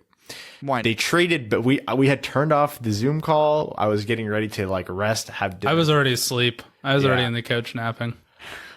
And then the Red Wings traded next year's 7th round pick to get into pick 203 from St. Louis to take Chase Bradley. And I will say that wasn't about Chase Bradley. It's so Yzerman can save us 3 hours of time next year so we can turn off the draft that much sooner. I hope. He's a man of the people. Chase Bradley out of Sioux City in the USHL. Yeah, so it looks like he's going back to Sioux City for 1 more year, and then it's committed in Northeastern. Put up very mediocre numbers and a shit ton of penalty minutes in the USHL this year. So once again, let's hope they seen something that everybody else didn't. Yeah, again, 7th round pick. It's a dart throw. It is what it is. If you're going to move 7th round picks, whether this was a scout banging the table and saying, hey, we have to grab Chase Bradley, or, you know, they weren't expecting him to be there, or they thought he might go undrafted, it doesn't really matter. We'll see how he develops. He's going to Northeastern. Yeah, that's the Red Wings draft class. So to recap, 1st round, Lucas Raymond, 4th overall. 2nd round, William Wallinder, Theodore Niederbach, and Cross Hanas. 3rd round, Donovan Sebrango, Emil Viro. And then 4th round, Sam Stange, and Jan Bednar. 5th round, Alex Cotton, Kyle O'Coin in the 6th. And then 7th round picks were Keenan Draper and Chase Bradley. Overall draft grade. I'll give it a B plus. I'll add the plus on there just because, I mean, this draft was to me made at pick 4. Everything was gravy after that because Lucas Raymond I'm that high on. I really like what they did in the 2nd round and early in the 3rd round with those 5 picks in the trade backs and all that. I really didn't like anything they did beyond that. Relative to who was available beyond the Jan Bednar pick, there were some pretty good names that had fallen in this. Some guys that I had ranked as 2nd and 3rd round prospects, and they kept sliding and the Red Wings were taking, you know, not that any of these guys were bad or I hate the picks themselves, but there were some guys there. So it would have been nice to see a little bit more talent, or I'm going to say likely to reach their ceiling talent than some of the guys we took. But hey, we don't do this professionally, so who the hell actually knows? Because, I mean, when they took Emil Viro, Jeremy Poirier, Jean-Luc Foudy, Daniil Gushin, had all slipped past there, who were guys I would have taken there. Even Maxime Groshev, I probably would have taken there. When we took Sam Stange, Carter Savoy was still there. So, and if you ask Evan, Brandon Coe was still there. So it's not that they did poorly. It's just I would have done the back half of this draft a little different than they did, but it was good enough. And the top half was so good that it really didn't matter. That's kind of the same feeling I have. I would say I would give this draft a B grade. Obviously was over the moon with getting Lucas Raymond with the first pick. It just was a kind of a draft where I saw the guys who were still on the board and I'm like, gosh, I hope we take that guy. That's excellent value in my opinion. And then we went with someone else and I'm just like, even with Wallinder, I really thought we were going to take JJ Peterka with that pick. I have no basis on that at all other than just a gut feel of pumpkin pie. And then we went with Wallinder and, I think I really like him as a prospect, but it was just this continual cycle of, there's these guys still available. And then we take somebody else. And then at the back end of the draft, it was guys I'd never even heard of. And there's still some lower ranked players available. So I'm happy. I don't want to complain because I think our top two prospects that we got out of this are going to be NHL players at some point. Lucas Raymond for sure. Yeah, I feel like the later rounds could have been a little bit better. I'm going to go overly optimistic and homer here, and I'll explain why. I'm going to give this draft an A-. First of all, getting Lucas Raymond 4th overall, I still believe is the absolute best case scenario Detroit could have hoped for outside of winning the draft lottery or one of the top 3 picks dropping.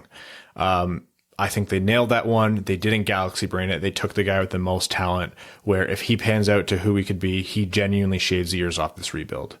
And then the fact that Yzerman with the next 3 to 5 picks at least took guys that were smart and had high upside, that's what I care about. Yzerman just watched the Tampa Bay Lightning win a Stanley Cup, largely on the backs of obviously like high-end players who were high picks, but also the Braden Point thing is there.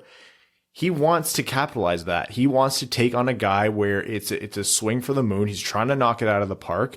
Sure, the floor is low and these guys could be complete busts, but I would rather use those high picks, unless it's a certainty where this guy's going to be a great player like Lucas Raymond. You shoot for the stars and you try to get that market inefficiency. And I think if you go with that MO with their picks, even though it wasn't the guys that I was hoping for, the reality is there's so many available players. I'm not going to assign my grade or how happy I am with it with, how I thought it would go. High upside players, high hockey IQ players. If, like Brad was saying before, if 2 or 3 of those guys hit in a big way, we're talking about this draft changes the franchise. Would I predict that happening? No, that'd be crazy to predict. And, these guys would be drafted higher. I give it an A- because I appreciate the balls it takes to do that. And I like that draft strategy. And I think it might pan out for them in a good way. Only time will tell. Yeah. The draft is a lot of, analytics and subjectivity. So everybody's going to have their own opinion. I'll be interested to see what the pundits think of Detroit's draft class, because if they thought Lucas Raymond was a stretch at 4, I'll be very interested to see what they think the body of work was for this draft. Yeah, the tagline for the Detroit's draft is high floor or high ceiling, low floor. Like these are all just big swings. And the fact that the picks took so long to come in between maybe colored people's opinions. I don't care about the 6th and 7th round picks. It doesn't factor in at all for me. I need to check when was Brandon Coe gone again? Was he in the 5th round? 4th. Yeah. Okay, yeah, it's good to know you still care. Evan, I would never take that away from you. Thank you. And hey, Brad got his guy in Donovan Sebrango. I talked about Niederbach and Wallinder. These are guys who, even though, they weren't the Kuznetsov that maybe we were hoping for, the Peterka, still great players. And Evan hit the nail on the head. We're not going to know for a long time. So see you in 5 years. Yeah, that A- could easily turn into a C+ at best. And I'm willing to take that risk and stick my neck out. In 5 years, feel free to clip this and use it to embarrass me. As long as Lucas Raymond pans out, this draft literally cannot go lower than a B for me. Yeah. Even if every other pick in this draft does not play an NHL game, but Lucas Raymond is out here putting up 80 to 90 points, it's a great draft. So that's our thoughts on the Red Wings 2020 draft. That's not where our coverage is going to end. We are going to be talking to people and bringing more in. Brad? Oh, no. This is how you know we had a good draft. Here is the ultimate proof that we had a good draft.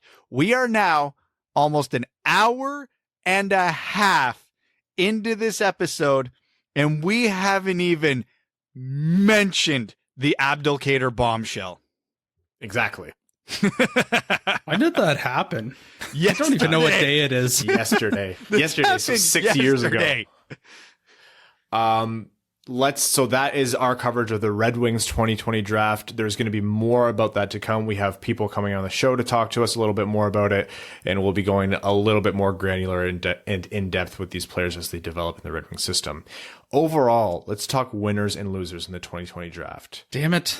I just closed my list. I'm not going first.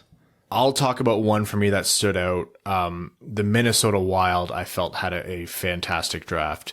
For them to get Marco Rossi 9th overall is fantastic value. And then to follow it up with Marat Kuznetsov and Ryan O'Rourke at 37th and 39th respectively, that's fantastic. This is a team that had 5 picks in this draft as compared to what Detroit's dozen. And they took 3 of those 5 were Rossi, Kuznetsov, and O'Rourke. It is a hard job to pick 5 times only in a draft and come away winners, but I think Minnesota did it. I've got 2 teams that immediately come to mind for teams that had a really, really good draft, especially relative to where they were picking. First one for me is Carolina. Carolina is always that team that tends to swing, and they took Seth Jarvis, Noel Gunler, Vasily Ponomarev, Nikishin, Zion Nybeck in the 4th round, who I was banging the table for a while there. Alexander Pashin in the 7th round. I think they came out looking terrific. And the other one for me was Los Angeles. Obviously getting Quentin Byfield in the 1st round's a huge win for them. But then in the 2nd round, Helga Grans, and then they traded up for Brock Faber. Really like both those players. Casper Simon-Taival and Alex Laferriere in the 3rd round. I think they got good value on both of those. Martin Chromiak in the 5th round is great value in my opinion. So I think the Kings hit it out of the park. Yeah, I guess obviously Columbus I thought were the big losers. I think one of the other runners up for losers was actually the Ottawa Senators. Yeah, I don't think they had you know what? I was going in thinking there was no way that they won't walk out with a King's ransom at 3 and 5, and time will tell. But I thought it was 2 forwards that would make that King's ransom, and I'm not completely sold that Jake Sanderson is the guy at 5 for them. Who else was a big loser? I thought the NHL, it's tough to rag on the NHL for this, but could they get them webcams that aren't from the 1970s? Like they were so Doesn't bad exist. they had at the player's house. I wish they would have just worked that a little bit better. We may enjoy a 5-hour first round, but I don't think the general public does. So that, hurts them a little bit, but I had a ton of fun, but you left after the 3rd round. Oh, I was talking about yesterday. Oh, okay. I'm not talking about today. I left. I had a nap. That was too much. Planet for Evan. Yeah, so I think the biggest winner of the night, though, is diversity in hockey with Quentin Byfield being a black hockey player, being drafted 2nd overall. That's the highest ranked draft pick for a black player ever in the NHL. So I think that was a big thing that needed to be called out as well. Evan, you had a gutsy call with Ottawa being a big loser, and you'll get a lot of argument about that. But that's a strong and fair argument, and I'm going to tack onto that by making the cheapest argument for biggest losers of this draft, which is Arizona. You don't have a pick in the 1st round. You had your 2nd round pick got taken away because you're cheaters. You don't have a pick in the 3rd round, and then you have 5 picks beyond that, and I'm not impressed with who they took or what they came away with. So Arizona, a team that desperately needs help, did not get it in this draft, which is a terrible, terrible thing for them. I don't know. I wasn't listening when you guys mentioned yours, but I think another winner was Calgary. All the move backs they did, and they got more swings. And conversely, I think Washington was a bit of a loser taking Hendrix Lapierre to move up to take him when I think he would have been available wherever they were picking. Another low-key team that I think had a really good draft, considering they only had 5 picks, and none of them in the top half of the first round, was Philly. Just looking over this quickly, they took Tyson Forster at 23, which was a touch of a reach, but I like the player. Then in 3 of their last 4 picks were Emile Andre, Zayd Wisdom, and Connor McLennan.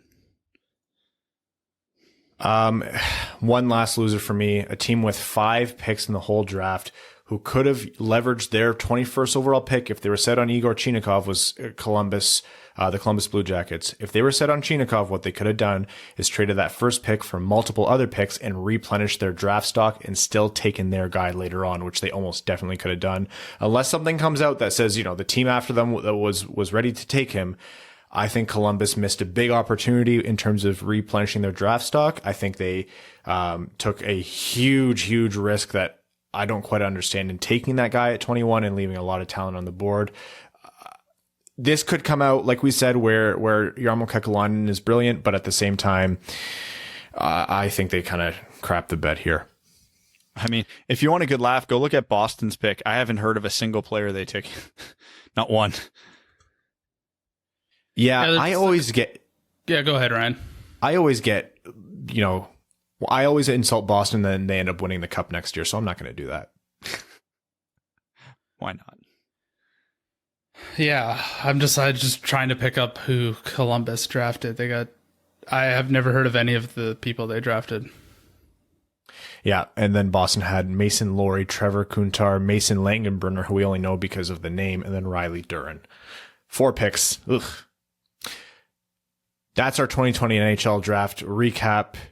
Hope you guys enjoyed those 90 minutes, but there's still stuff to cover, and we are going to start with the bombshell that Steve Yzerman dropped on us yesterday, which was the buyout of Justin Abdelkader.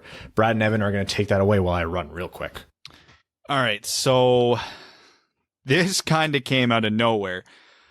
We'll start by what the buyout implies. So Justin Abdelkader is now going to be on the Detroit Red Wings cap for the next 6 years, albeit at a lower cap hit, and the Red Wings save, I believe, $3 million in actual money. So it's 1.8 million cap hit this season, then 2.3, 2.3, 1.05, 1.05, 1.05. So for those last 3 years, it's not a lot.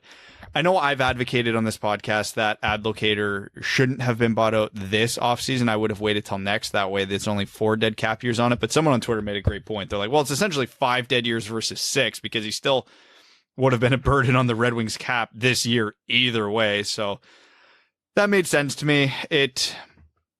A lot of people started going down the conspiracy theory wagon pretty quick.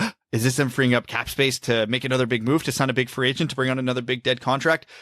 I think this was legit money. I think saving $3 million on Justin Abdelkader's total, what he's owed, and then getting to spread out some of that money post-pandemic was appealing, especially to Christopher Illich. And then Steve Yzerman in his press conference afterwards very ruthlessly said, yeah, well, we were paying too much money for the quality of hockey we were getting, or something like that. So basically saying he was an overpaid bad player, which is just art.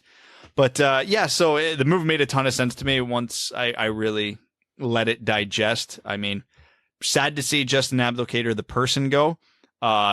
Unbelievably happy to see Justin Abdelkader, the player, go. And even happier to see his contract be severely reduced, even if it is on our books for another 6 years. So it's another roster space open for someone else.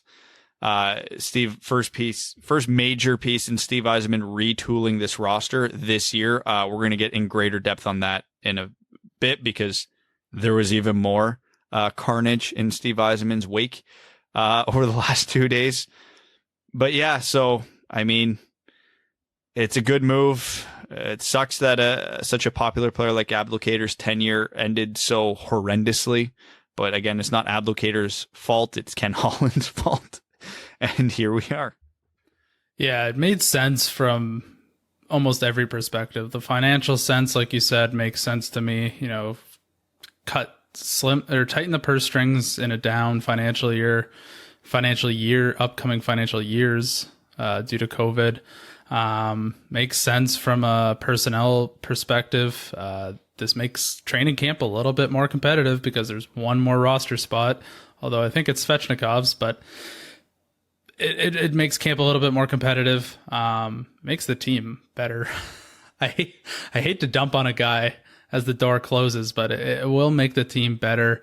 And it sends a good message to fans that this is Yzerman's team, and sort of the baggage from the last team before his tenure is quickly moving out the door, or as quickly as he can make it work in a logical pace. Obviously the Twitter comments were, of course, disgusting like usual. You got to thank a guy, putting his body on the line every night, sacrificing his physical future. And he was, a very visible face in the community. So I think we won't miss Abdelkader on the ice, but he was a very important part of the Detroit sports community, and I think he'll be missed in that regard.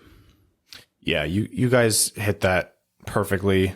Like, every point there is exactly right. I especially wanted to highlight what Brad said about, initially wanting the buyout to happen next year, but then realizing that in terms of dollars saved and in terms of, dead weight on the team, it does make sense. And so, kudos to Yzerman for doing that. Very shrewd, like ice in his veins comment when he was like, yeah, costs too much money. I can have someone do it for cheaper. This saves money this way. It's like, love it. That's what you want from your GM. Howard gone, Eriksson gone, Abdelkader gone. Yzerman is making this into his team. And I want to see a GM make those tough decisions. Yeah. I mean, they're not, I didn't think they were that tough, but it is, he's ripping the Band-Aid off. And even though it's not like Holland wouldn't have been in a position to run this buyout when he was in his latter stage with Detroit, because that was way too many years left on Abdelkader's contract. But these are the kind of decisions that we didn't see from Holland. You kind of just had to wait and for that slow ooze and eke out. And that's why these moves are it's kind of exhilarating to see Steve Yzerman do these things. It was a surprise, and it was hilarious that it was happening as we were doing all of our draft prep. We were like, oh, geez, Steve. We moved from our significant other that drives a minivan to our new significant other who drives a Harley. It's exciting and it's fast paced. Yeah. And that leads into the next point, which is today was the deadline for qualifying offers for eligible restricted free agents who needed them. Otherwise, they would go to unrestricted free agency. And Detroit did not offer qualifying offers to Madison Bowie, Christopher N., or Brendan Perlini, rendering them all unrestricted free agents. Are we doing the moment of silence for Madison Bowie now or at the end of the episode? Well, that's why we took some time before recording the episode after the draft. It was so Brad could grieve. Yeah. I mean, jokes aside, Steve Yzerman did just cut bait with the second leading scorer among Red Wings defensemen last year. So that's the state of affairs of the team last year. That's what we were dealing with. So this just screams of Yzerman looking at the team last year going, I understand that we're not in the market for a big free agent. I understand that we do not have a savior coming from the prospect pipeline this year. Maybe Mo Seider, but again, Mo Seider isn't enough to change this. But that all being said, I still need to change this travesty of a team. So he re-signed Sam Gagner, who showed pretty well last year. I mean, cut ties with very, very replaceable players. It's not hard to find a Madison Bowie. It's not hard to find a Christopher N. It's not hard to find a Brendan Perlini. If he can find guys who are slightly cheaper or slightly younger or both, who can come in and do the job slightly more effectively, it's a big win. What he did was he opened up a bunch of roster spots. Now, when you look at the Red Wings depth chart, not as many roster spots available as you would think still, because this is still a horrendous clusterfuck of terrible players. But it opens up room to maybe take a swing on an Alex Galchenyuk in free agency to see if there's a reclamation project there. Maybe take a swing on a Jeremy Bracco, who was not qualified by the Leafs, a Dominic Cahoon, who wasn't qualified by the Sabres, and Anthony Duclair, who wasn't qualified by the Senators. Stevie's not going to go big game hunting here, but he absolutely can Billy Bean the shit out of this right now. He has now a flexible cap space to go get good players who are cheap and hopefully provide more value than they're worth. And if they improve upon who they are as players while they come here, great. Maybe it's a long-term solution, but if it's not, it's a good stopgap to prevent this team from being the utter catastrophe that we witnessed last season. I was a little surprised they didn't qualify Perlini. I thought maybe they'd give him a longer look, but maybe I'm the guy in the minivan. And Steve on his Harley had seen enough to make that decision. Obviously he did. So yeah, I'm not upset, but I thought maybe there was a possibility that, you know, he'd come in cheap and we'd maybe see something. I know a lot of people were still not happy about the Perlini trade because they wanted to hang on to Alec Regula, and that's fair. I think that's going to go down as a trade that just didn't work out for Yzerman. How big of a thing that is, it depends on how much you cared about Alec Regula. Like, for sure, you don't want to cut ties for any defenseman who looks like he might be a player, but at the same time, I don't go to sleep at night missing Alec Regula too much. And also think with all of these prospects coming in, not only does Yzerman have to clear room on the roster, which he's just done today and yesterday, also in the pipeline. And I think Yzerman is going to be clearing room within the Red Wings organization for players that he and Chris Draper, as you know, head of amateur scouting, director of amateur scouting, didn't select together. Not all of them, of course, but some. This draft had a much different tone. The focus on skill and the focus on hockey IQ was, in my mind, much more. It was a contrast to what they did in the past with the Tyler Wright and Ken Holland draft. So that for me was a little bit of a point to say, yep, this is another corner that the team is turning. We're moving in a different direction, and that direction is led by Steve Yzerman and Chris Draper. Some other short news before we head into overtime here. Moritz Seider and Joe Veleno are the latest Red Wings to be loaned to Sweden.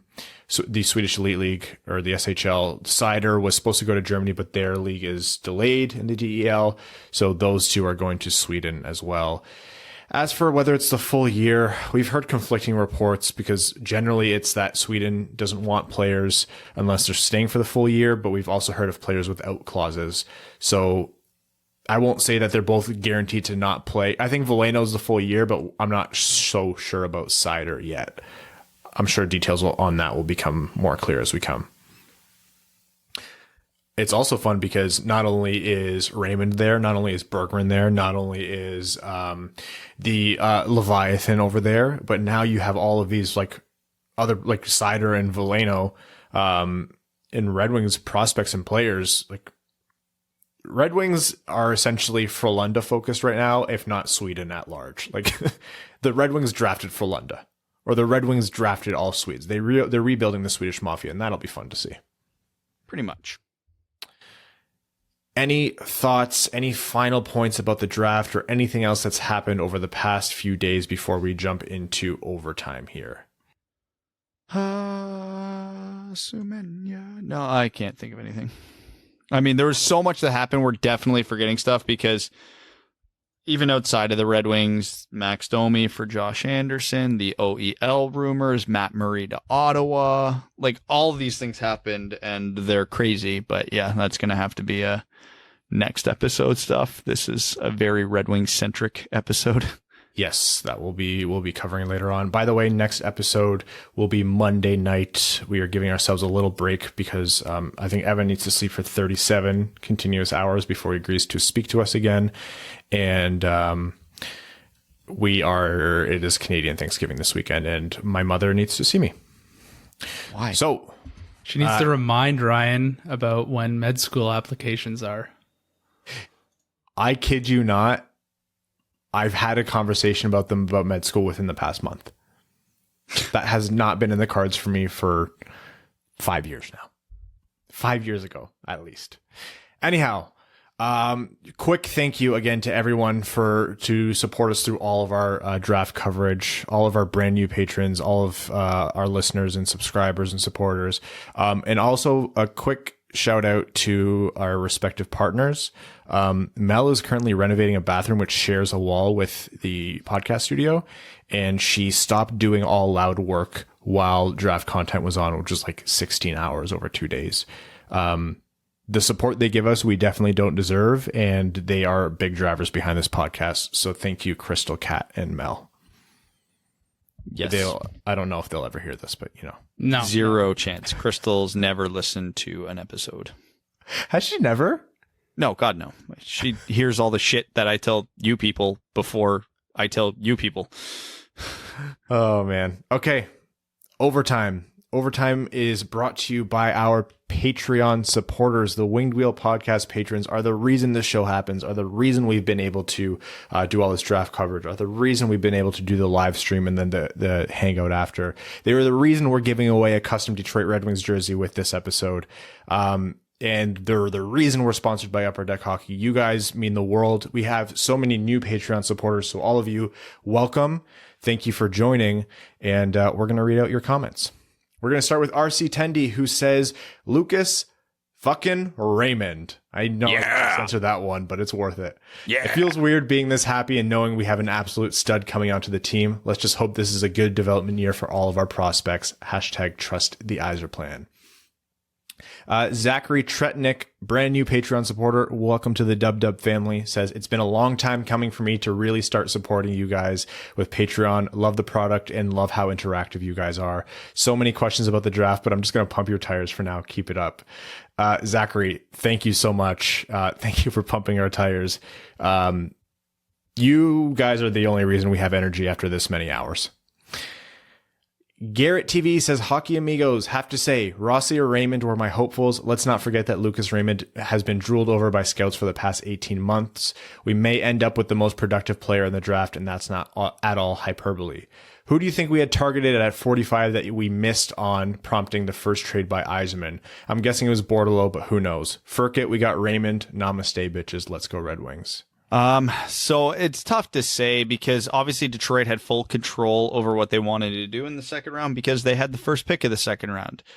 I'm guessing they were hoping, looking at it, maybe Peterka, but I don't think that was ever realistic for him to fall that far. I think legitimately what happened on both his trade backs, and we talked a lot about this today on Twitter and in our Patreon Zoom call.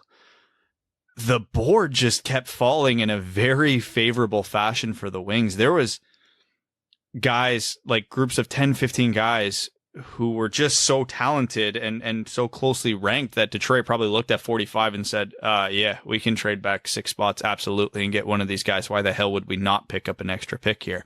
And I think that happened both times they traded back. And in my opinion, both times it worked out well with how they did it. Jake Nagy says, my reaction this year was just as shocked as last year, but this year it was shock and pure joy. Lucas Raymond is a Red Wing, boys. My favorite day 2 pick is Cross Hanas. I live in Portland and he plays for the Winterhawks, so I've seen him play firsthand. He's shifty, has great hands, and I think he could be a real steal. Choosing from all 2019 and 2020 picks under Stevie, what would be your ideal power play unit? Are we talking about current Red Wings and then we get to throw in... No, I think it's just those 2 drafts. Oh, so the last 2 drafts? So back end, Seider and Wallinder. Oh, the absolute Albert Johansson disrespect. Okay, hold on. I got to build this out one at a time. So I'm going to still say Mo Seider is the number 1 power play quarterback there. Yeah. And he's a right shot, so he's going to be moving that puck to the left side a lot. Isn't it convenient? We can throw Lucas Raymond right there. Okay. We're going to need a bumper, someone who has really quick hands and can get a good shot off. So I'm going to throw Robert Mastrosimone there. Mm-hmm. We are going to need a right half wall option here. And this is where I think we might be lacking a touch. You put Soderblom in there and just have him crash. No, Soderblom's is my net front guy for sure. Grava's there. You know what I'm going to do? I'm going to put Grava as my bumper, and I'm going to move Mastrosimone over to the right half wall, and I'm putting Soderblom net front. And then is Theodor Niederbach one of those guys? He'd be on my second power play unit here, just because where I think his strength would be. You know what? No, I'm taking Grava off that unit. I'm putting Niederbach as my bumper. Okay. Cody Heimbach says, now that Ottawa has made their picks, Cody's a brand new patron. Cody, welcome. Says, now that Ottawa's made their picks and traded for Murray, how far ahead are they in their rebuild as opposed to the Wings? With the top Atlantic teams not really falling off in Montreal and maybe the Panthers being a bubble team, how much does Ottawa's improvement hurt the Wings in the long run? Look, it doesn't matter what you think of Ottawa's draft. They had 3 picks in the first round. That puts them ahead. So I think where they're at, the Senators are going to get where they're going quicker than the Red Wings will. But I think once they're both at their ceiling or whatever they're building, I think the Red Wings are in a better spot because, yeah, Tim Stützle is great, but who's their next best forward prospect? Drake Batherson, sorry. I mean, I'll take Lucas Raymond and Philip Zadina over them 10 out of 10 times. Detroit's got, I like their defensive prospects better. Ottawa's better positioned in net right now by a lot, but that's it. That's the one advantage I give Ottawa outside of depth, just because they have way more than the Red Wings have. So, I mean, it's Ottawa. They just had a 20-goal scorer on a value contract in Anthony Duclair, and they let him walk because they were afraid he might make $4 or $5 million in arbitration. Like, it's comical how cheap their owner is. So, I mean, Ottawa's ahead of Detroit, but I have way more faith in what the Red Wings have and where they're going than I do in the Senators. Seems like Ottawa's problem is between their ears. Yeah. And Detroit's problem is between the boards. But we're working on it. Matt McKay says, good day, boys. First off, just wanted to say thank you for all you guys do. Have to say, y'all are my favorite show to listen to, and you've done a good job in helping me learn about the prospects. Second, super happy for Raymond to be a wing. Who do you think he would be on a line with when he makes the team? When he makes the team, thanks again, Matt. I'm in love with the idea of a Raymond Veleno Zadina line. I am all about it. I'm not going to lie. That gives me at least a 65%. You're fluffing over there. And this next comment is from Swedish Fart Porn, who says... Yeah, that caught me off. They get weirder every week, I swear. He says, everybody loves Raymond. I was in B-dubs watching the draft and shouted in excitement. Now I am no longer allowed in my local B-dubs. I blame Brad. Such good shit. Finally excited to be a Wings fan again. Also, my other team got Lundy, so I am happy. Keep calm and love WAP in Swedish hockey players. Blake Medler says, I've been waiting for this episode for far too long, but it was worth the wait. Thanks for the awesome draft coverage. Thank you, Blake, for waiting patiently and for tuning in.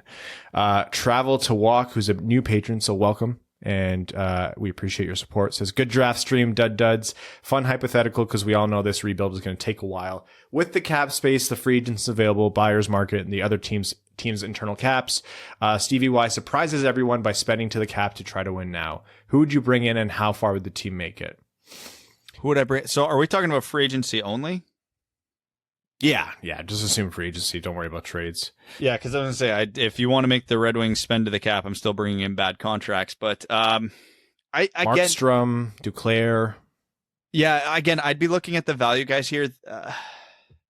I wouldn't even go for Markstrom. I would be going for the Thomas Greiss or something like that as a backup goalie because Bernier had a good run, and I'm hoping he'll do it again.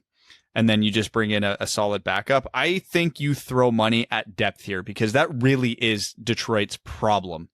Not that they're an elite top pair, but Hronek to Kaiser can get the job done. A second pair, if it's Nemeth and Sider, again, not elite, but they can get the job done. The top line is unreal. But the bottom six is still a big problem. Like I updated my Red Wings depth chart before we start recording this, and it's the depth that's the problem. So if they can get a second line center, second line center, and a bunch of good bottom six players, it turns this team around. So you look at the Galchenyuks of the world, the Michael Granlunds. Maybe you take a flyer on a 1-year Kyle Turris deal to see if he can resurrect it. Jeremy Bracco, Anthony Duclair, like all these guys that we mentioned, bring in as many of these value guys as you can. And just give this team this roster some real goddamn depth that it hasn't had in like 5 years. Matt Platt says, thrilled with the draft. Crazy to see we have 10 Swedish prospects in the system. Excited to see this Yzer plan out. Great coverage, by the way. Among the best, if not the best. Matt, thank you so much. Mitch Rake says, what are the odds Detroit takes Nico Daws now that the third round is over and apparently New Jersey took a guy with the same name / position? Shout out to the hashtag Brad Brigade. Brad, by the way, do you think Detroit should pick Nico Daws? I think the Red Wings should take a swing at Nico Daws. For those of you who didn't know, on the Zoom call, I was berating Brad with that, and because he kept getting that question on Twitter. I got that question on Twitter at least a dozen times. Like every pick that was made, someone's like, "Hey, Nico Daws wasn't picked. Should we take Nico Daws? Should we take Nico Daws?" It was. I think everybody really wanted Nico Daws, and where'd he end up? New Jersey. Someone get who's their temporary GM? Tom Fitzgerald on the phone. You know what the biggest question here, though, left for me is, should we take Nico Daws, Brad? We'll have to try again next year. Cody Stark, new name level sponsor, says, with North Dakota being the Senators' new official farm team, I think a name change to the Ottawa Soonators should happen. That's hysterical. Maria says, between Raymond and Seider, it seems like the Wings' new favorite market inefficiency to exploit is guys whose numbers were deflated by playing on good men's league teams as actual babies, and I'm all for it. Maria, that is a perfect byline for how they're getting those market inefficiencies. And yeah, 100%. As scouting gets better, that you have to get creative to find them.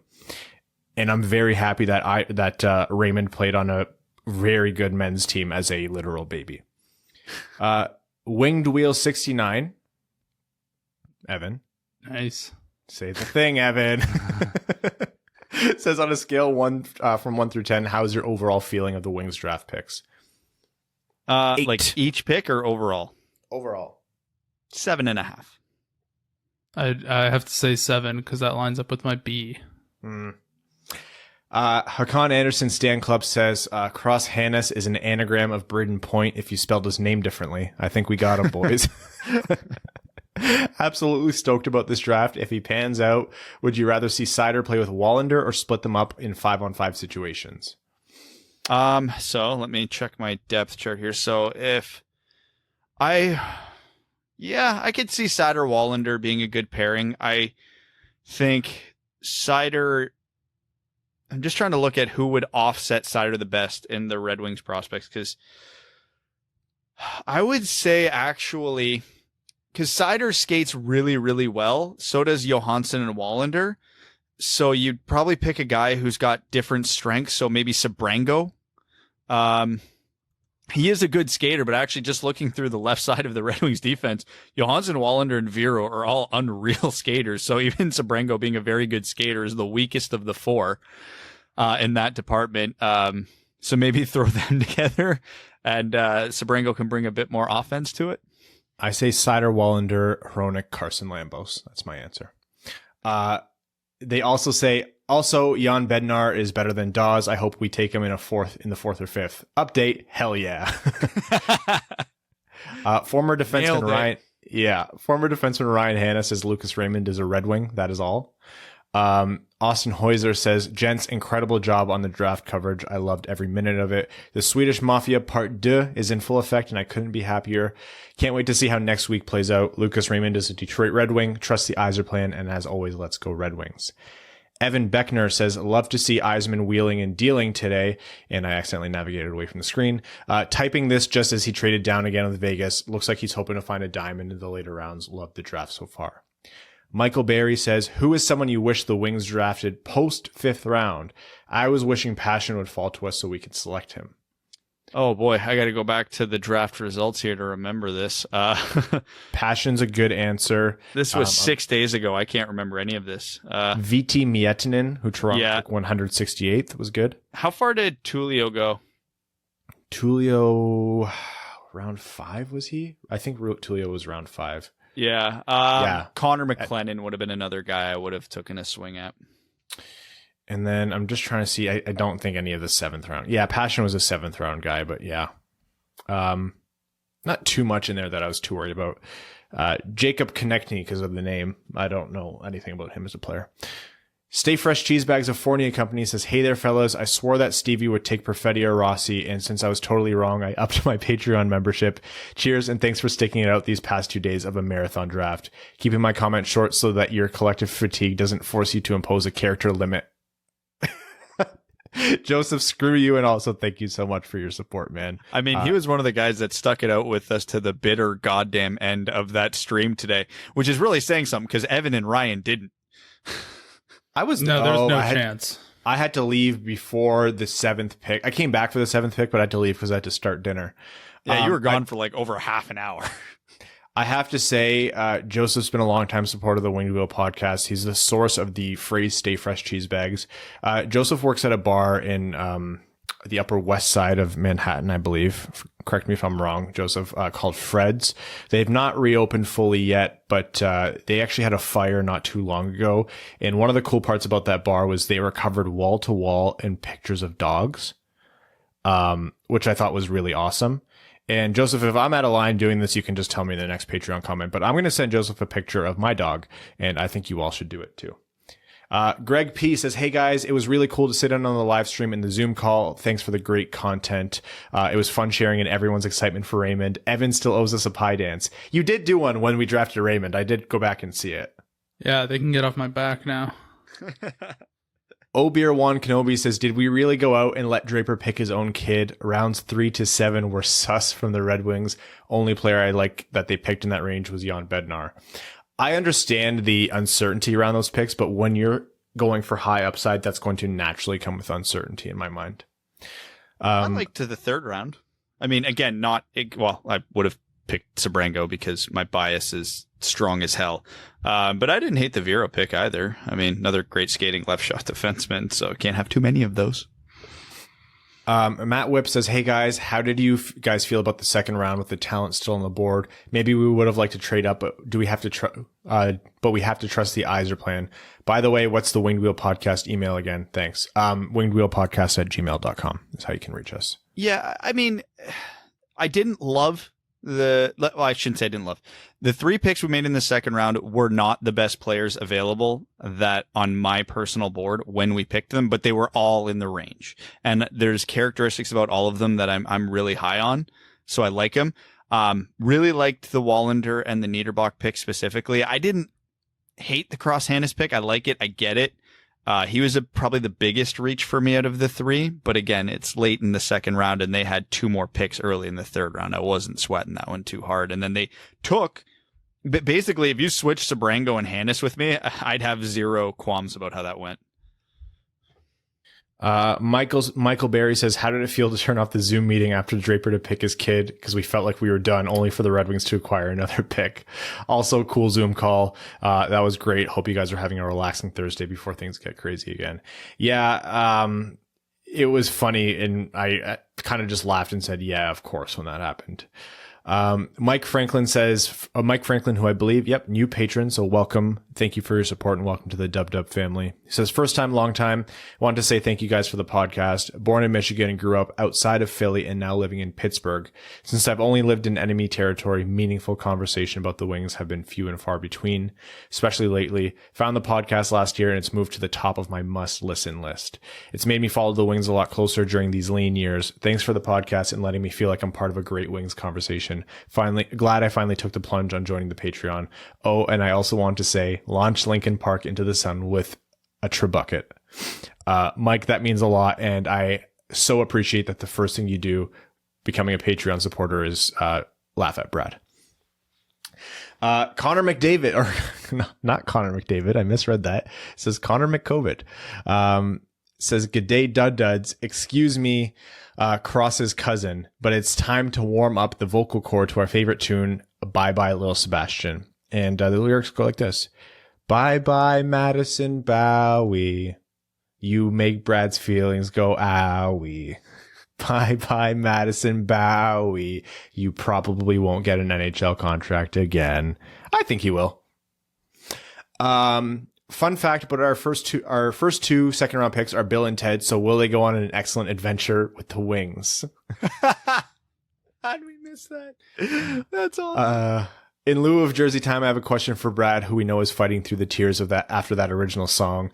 What percentage of your mentions in the last 24 to 36 hours are just me abusing you, and did you expect more or less? I need to know if my AOE per 60 abuse over expected was good enough or not. I'd say it was about on par for what I expected.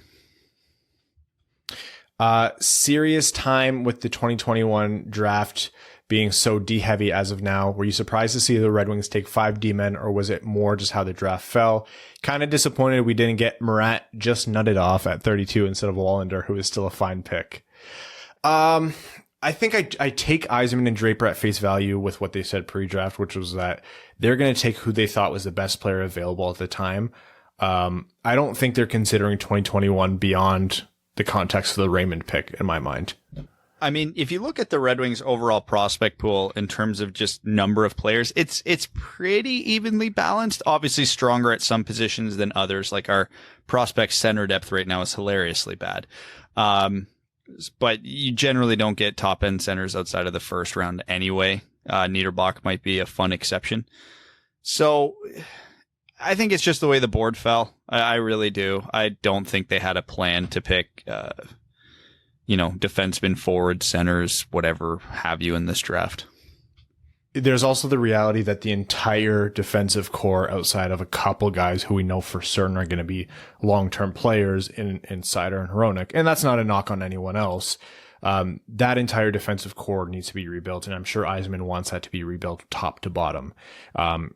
You have to take a lot of darts at that board because not every defensive pick is going to hit. Second series comment, imagine being the Snow Waves and spending a 4th overall pick on Bowen Bustum only to see the Wings use a 132nd pick on a guy the same age who outscored him. Take that, Joe Suckick. Stay fresh, cheese bags. Rowan, a poet as always. Quaz says, so as I was saying on the Zoom chat, I went to adjust the engine hoist for the project boat and it came out super quickly. The hardest part was wheeling the hoist out of the way because I was on dirt. Also because a 760-pound engine was dangling on a chain. Success. Also, Lucas Raymond is cool. Third man in says, hey boys, just want to say thanks for all the prospect profiles and draft coverage. Future Red Wing number 5 recently arrived in our household and I don't have much time these days for our own research. You made this draft the most fun one for me in years. That last line means a lot to us, and also congratulations. Zen Yzerman says, Lucas Raymond is a Detroit Red Wing. Pretty happy with the draft. A little too heavy on defense the past 2 drafts, but I understand it. B+ to A- is my grade, and much of it has to do with us selecting Raymond. Finally, someone to get excited about in Detroit. Cheers. Kevin Hart says, could be late as shit on posting, but I had fun last 2 days with the live stream and the Zoom call, so thanks for that. I'm going to throw it out there after this draft that Draper did not agree with Holland or Tyler Wright when it came to scouting and drafting philosophies, and him, Yzerman, and Verbeek are on the same page. Yeah, I tend to agree. Like, we saw a big turn in this draft. Mitch Oof says, well, I was really hoping after picking Raymond in round 1, we'd pick Gunler in the second. So maybe just once they take a penalty at the same time and after successful PK, we'd finally get the ray gun out of the box. Anyways, can't wait for the 2027 when the Wings top D pair of Mo Seider and Willie Wally help Detroit lift a cup. Willie Wally's not going to be his nickname, right? I hope not. Big Willie, I think. It's going to be the nickname you give him. That's all the Patreon comments we have at this time. I know we got the thread up a little late in the throes of the, I think I sent it sometime in the 3rd round. But for all of our new patrons, guys, welcome. All of our longtime listeners and supporters, thank you for sticking with us. Any new listeners, welcome to the show. Here's the insanity. Guys, we are going to be coming at you likely on Monday night, so a little bit of a longer break, so for you to kind of absorb all this content, but we will be back with regular coverage. Thank you, all of our listeners. Our name level sponsors, the people who are sponsors of this show: Terry, Arjun Shankar, Brendan Lee, brand new name level sponsor; Zach Spring, brand new name level sponsor; Citizen High Five, new name level sponsor; Cody Stark, Greach, Jeremiah Dobo, Jake Kiefer, Swedish Fart Porn, Andrew Bohan, Scott Martin. You guys are going to kill me. You're going to have an aneurysm. Jacob Turner, Matt McKay, Craig Kibble, Brandon M., Matthew M. Rice, Luke Johnson, Kalen Wood, Hassam Al-Qassem, Charlie Elkins, Hana Lee, another former junior goalie turned golfer, Trevor Pevavar, Evans Bingo Card, Ashley Van Conant, Connor Leighton, Matthew Keeler, Simon Anderson, Stay Fresh Cheese Bags, A Fournier Company, Antonio Gracias, John Evans, Quaz, and Stan Olsen. Thank you so much, guys. We made it. Now we're going to sleep for a long, long time. Thanks for tuning in to the Winged Wheel Podcast. Be sure to check out wingedwheelpodcast.com, where you can subscribe to the show on iTunes, Spotify, or wherever you get your podcasts. You'll also find links to other ways to support the show, such as Patreon, official podcast apparel, and more. And don't forget to follow the show on Twitter at Winged Wheel Pod. And of course, the hosts at Brad Crisco, at Ryan Hanna WWP, and at Hockey Town Evan.